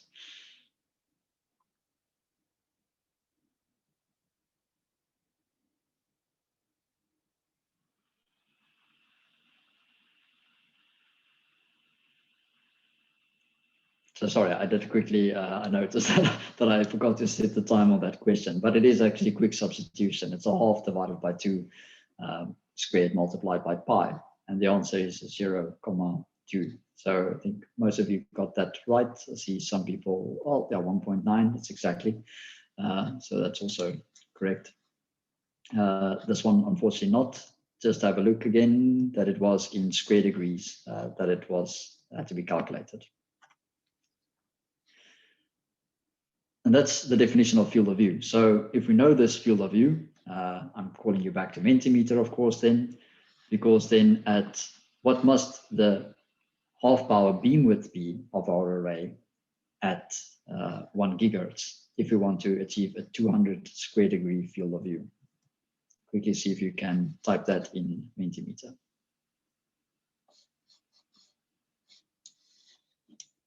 I'll set it up now, just give me a second.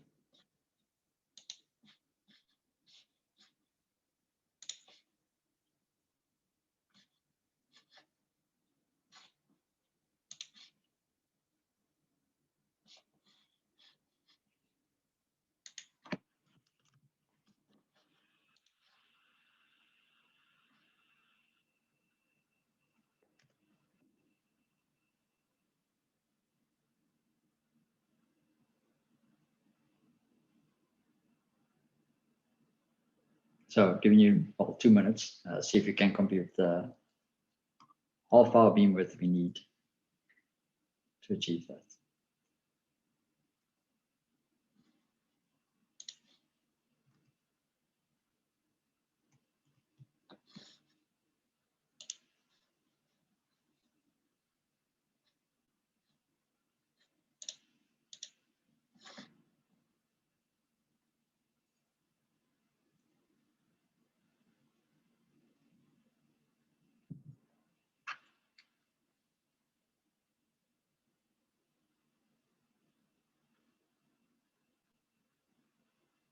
See one answer.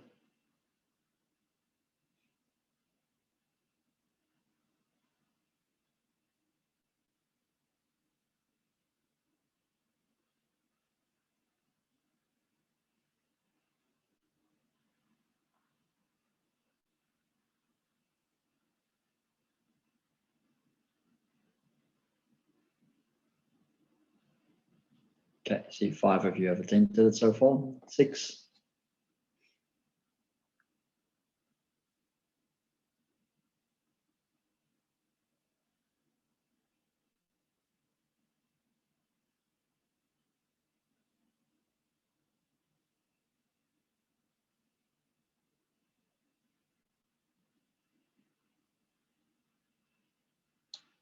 Right, seems to have stabilized. So let's look at that.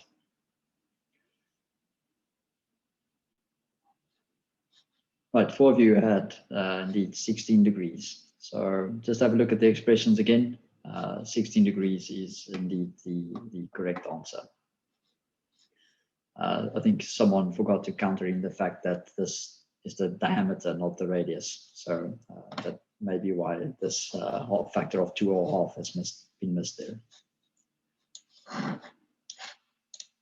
So now we have the half power beam width, and you know what you can derive once you know the half power beam width. We saw that if you know the half power beam width of your array, you can actually compute the diameter of your array that is needed. So we can use exactly that to compute the diameter of our subarray. So if you quickly have a look at that, this is our expression that we had in the notes. As I said, that you can compute the half power beam width of a linear array. Along the axis of the array, the same applies for a rectangular array. And as I notice, or as I point out in Mentimeter, I will open the question again and see if you can type in the subarray dimensions in meter.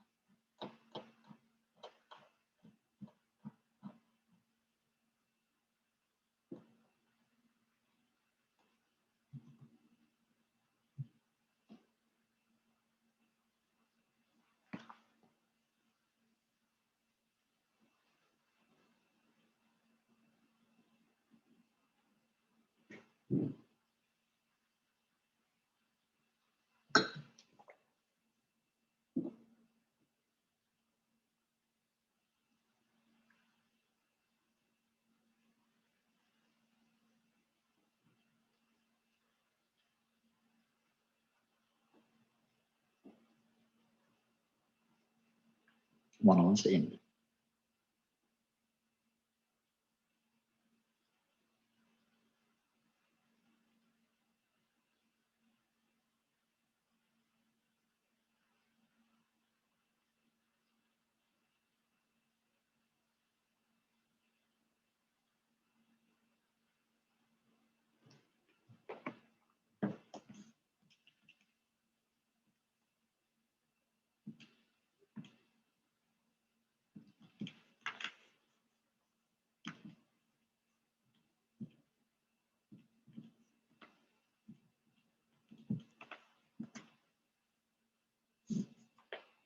Two answers.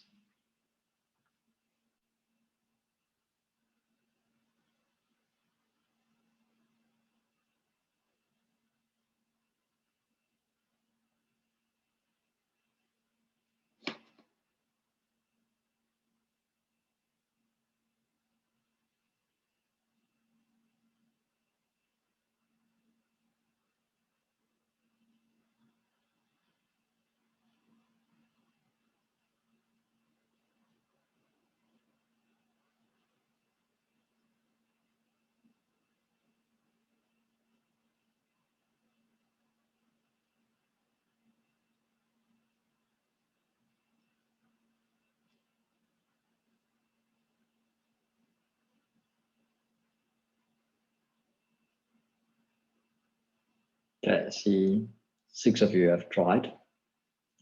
Give it maybe 5 more seconds and then.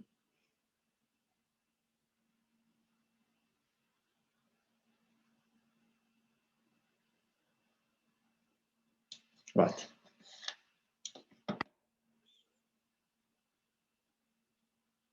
indeed, one, most of you got that right. One, simple as that. Quite a nice answer to get to. You need 1 square meter if you want to achieve a 200 square degree field of view at 1 gigahertz.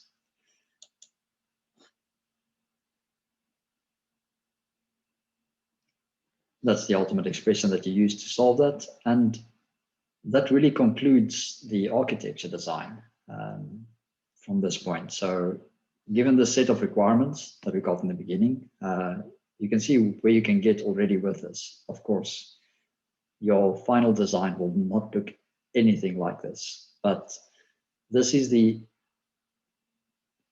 base requirements required from your array to realistically achieve these requirements.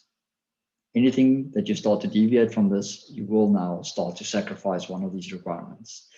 And that becomes the trade-off in your design. That becomes the work, actually, is to now realize this as close as possible to these sets of requirements. So frequency range in this case is challenging. It's extremely broad bandwidth. And to achieve that with such a broad beam width, all I say is good luck. It's really, really difficult. And then fitting this into this element spacing, it's, yeah, again, with to ensure no grating lobes, you're going to have to see how you can handle the grating lobes because they will appear in your frequency range. And as you said, then a hybrid beamforming technique will be required because you cannot digitize 40 million antenna elements. That is just not a feasible option. Now, there's one requirement that we did not look at, and this is the number of independent beams. So how would you achieve this number of independent beams to create 2 beams? What will you do to your architecture to be able to achieve that? Someone want to maybe just say it out loud in the group or type it in the chat. What can you do to create? Quite simple. There's one thing that you need to add to this to be able to create 2 independent beams.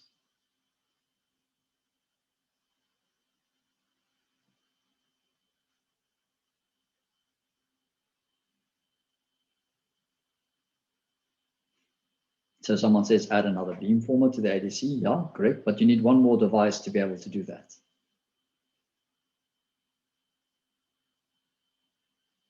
Someone says a phase shifter. You will require another set of phase shifters for your second beam. But how do you create your second beam?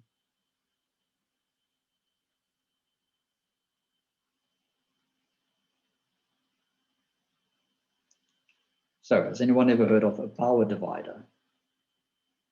So a power divider takes a single channel and splits it into 2 equally divided channels.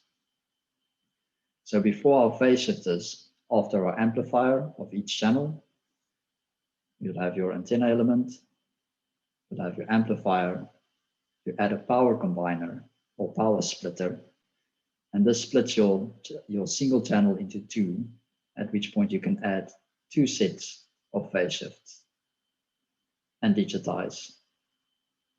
Well, this will then be connected to other channels similarly that you digitize.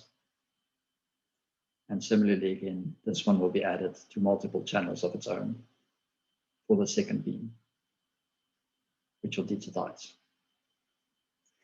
And that's also how we implement it in our demonstrators.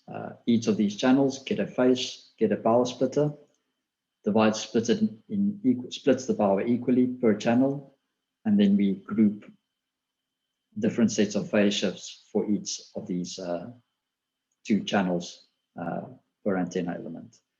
And you can then apply different phase shifts to these 2 settings. And that's, of course, then if you need more beams, you'll need to split this in a hybrid architecture. In an all digital, that's not needed.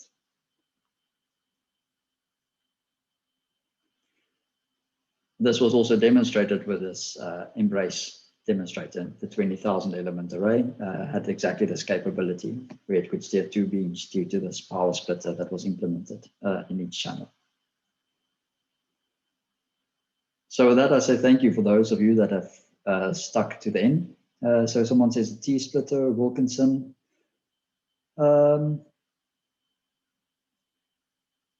Again, you have a broadband nature. So I think Wilkinson, you can create a better broadband solution. I would go with that for the moment, but simple transformers can also get you a long way depending on your frequency range. But yeah, so Diane, I hope that answers your question, but there's again a multiple options that you can use there. But I think Wilkinson, since you can create a nice broadband structure with that, I would recommend or prefer that route.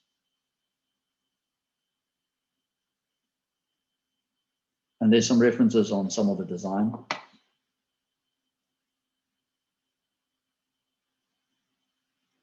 So Mohammed, I see your question. I think I'll just formally close the session and say thank you for everyone for sticking around till the end. I know it's Friday, it's late, more later even for me here in the Netherlands for some of you. And if there's any questions, then yeah, you've got my contact details, let me know. Thank you. My pleasure. Thanks, David. Okay. Thank you very much. Bye. You're welcome.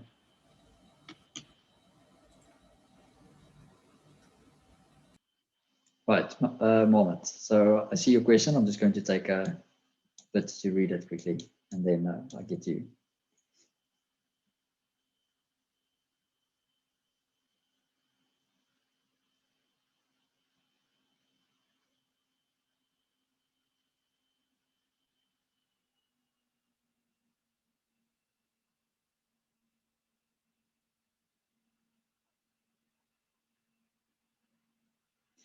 Yeah, harmonics are a tricky thing. Mostly they are due to the electronics having a non-linear behavior.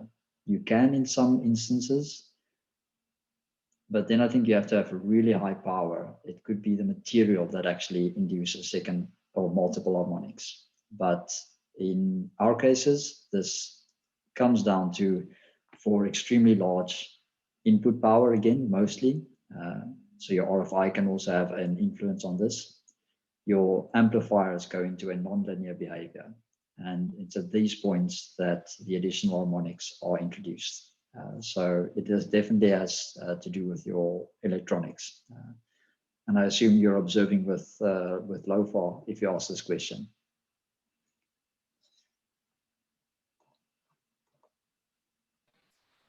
No, I mean, in general, I think he's referring to solar bursts, where you have a fundamental frequency, but very often you have harmonic emission coming from the sun itself. Oh, so there's also harmonic emission coming from the sun. Yeah. Yeah, but then that I think is to do with the physics of the emission. That's then something different in plasma yeah. emission. Yeah, thank you for clarifying that, Carmen. That I will not even attempt to answer because that goes far beyond my understanding of physics, how solar bursts are put together. I honestly do not know this answer. So I'm sorry I can't help you with that. It sounds like a very interesting science case, but... thank you so much. Sorry I can't help you more out there. No, that's okay. Yeah. Thank you. All right.